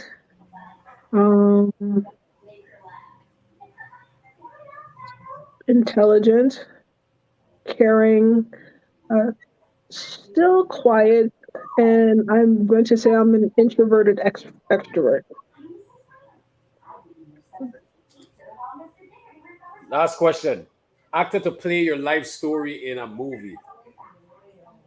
Oh. That one's hard just because I suck at names. You ever watch How to Get Away with Murder? Yeah. I got you. Yeah. Viola Davis would be a good. You know, you bring up Viola Davis. I just listened to her book. Have you ever heard her story? A little bit, just what people talked about to promote the book, but I haven't read it yet. Like, she says flat out, she was like, we weren't poor, we were poor. Like, they were dirt poor, living in abandoned homes poor. Yeah. Where she's at now, she's probably exactly taking care of a whole family. So it's amazing how life could turn around for you. Yep. It's true. That's true. Yep. It's one of those other ones where it's like you count your blessings. Absolutely. Yeah, that's true. But I'm sorry, that was just my choice. We still waiting on your choice. Running through people. Hold on. I'll go Sana. So when I said Viola Davis, I was just going based off of looks, but I know she's not. She probably couldn't do a younger person would probably have to do the basketball part for when you keep coming up. But Sanaa is a perfect one for you to play that role. She did it. I thought I was thinking Kerry Washington. I think that's her name. Oh, from Scandal. From Scandal, yeah. Yeah. Looks, yeah, that's what I was thinking. Carrie's tiny. She's small, like She short. is tiny. Oh yeah. She's like 5'4", I think, if even. Oh Really? wow, I didn't even know Yeah, that. she's I didn't tiny. know that. I didn't even know that. Wow. I did not know that. I would never know that either. Like she don't look small. Yeah. She's small. Yeah. Wow. It's because she's always wearing heels. Okay. Wow. Yeah, she always wearing 3 or 4 inch heels. I would have never known that, but that's cool. Cool to know. Mm-hmm. I didn't think that at all. Yeah. Wow. Yeah, she's tiny. So, any you want to give any shout outs to any of your family, friends, anyone? Well, definitely shout out to the fam. That's why I was telling Mumba earlier. I shared the link and then it just started spreading like wildfire once the family saw it on Facebook. So I have no idea who's on here, but for all family shout outs and thank you guys for everything. If you're listening, thank you for listening. But especially growing up a military brat with a single parent, my family was very, very instrumental in my life. Uh, I house hop from time to time, so if it wasn't for them, I also wouldn't be where I am. Definitely for the hubby and my son. I think he's finally decided to go back downstairs, so he probably won't be back on to say good night. Yeah, and then just for my village, right? For all the friends and family and everybody that has always been in my corner. That's what's up. Yeah, that's what's up. Well, we definitely appreciate you for taking the time out to sit down with us, sharing your story. For everybody that signed on, thank you as well, and to hope we did you guys good with the questions, and hope we did you good, Damarah, because it's all about you tonight. How about you? Yeah. We definitely want to give you your flowers and pay due respect for especially representing for the Virgin Islands on the national team, because a lot of people don't get their just due for that, probably because we don't bring home gold or silver or bronze enough. Maybe, I don't know, but we definitely don't get the support that we deserve, that we should get. Um, so we appreciate you for sitting down and chatting with us. We definitely want to give you your just due and your flowers. Mumba came up with this idea. Over a little over 2 years ago, Mama. You may have been thinking about it longer than that, but Yeah. Time flies. Yeah. so we really appreciate that you could be our 90th interview, Yeah. number 90. Number 19, 90. I appreciate you guys having me on. Yeah, once I remember when Carrietta reached out and said that you guys were starting this, I was like, that is an amazing idea. I think that's freaking awesome. But I didn't really know where I could contribute because I feel like there are so many unsung heroes just within the Virgin Islands that you don't hear about that have made an impact. So I'm glad that you're actually giving them the limelight that they deserve. Yeah, And shout out to your mom too. Mom did a great job and your dad in raising you, especially with all the traveling that you did. I know. Thank her for her service as well in protecting the country. Because you stayed with uncles, you almost stayed with coach. She made some sacrifice to give you a good life, and so shouts out to your mom because she deserves every flowers that she gets. For Definitely, yeah. I echo everything Pang said, and I just you listening to your story it was amazing, man. I was really intrigued. It's like it's so many people from the Virgin Islands, and they got a lot of opportunities. Like your opportunity came from going to, with the junior national team. But in order for happen is that you came home and then you was able to meet Bao, and Bao put in some put in some work for you, and that's how we got started. And like if your story is really amazing, just what you've been through to get to where you was. So like hearing your story and people hearing your story, it could definitely help a lot of people. you was on a journey, and it takes a strong person to definitely keep their head above the water and continue to move forward, with the adversity and stuff like that. So soon as you said he probably ain't coming back up, he came back up. He heard you somehow. Yeah, what I was thinking. What I was thinking, he was watching from somewhere else. He was watching from another room. That's exactly what happened. Saying coming back. Okay. That's what I thought. When he popped up on the screen, like all of a sudden, okay, he was listening. Yes. That's true. Yeah, that's true. No, and I want to apologize because Kerry-Ann gave me your information a long time ago. From, I want to say, within the first year. And I keep forgetting, misplace your information. So I definitely want to apologize and live, so. No apology necessary at all, because that was the thing. Like, even when she first reached out and said it, I was just like, I feel like there are a lot of people that should be hit before me.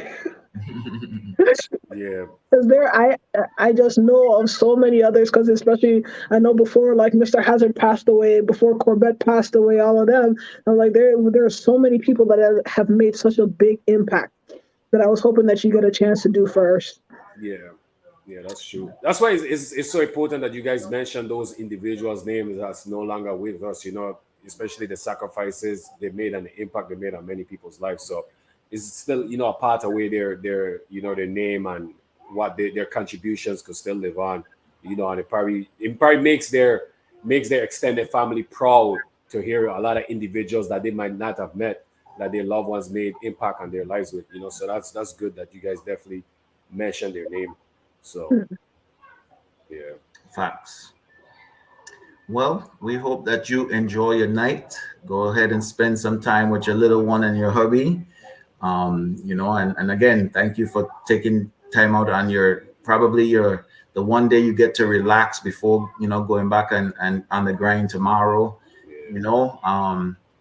So we appreciate you for taking the time out and sitting down with us here. You have an amazing story, and you should tell it, especially the part about getting recruited on the. It was the airport or the train station.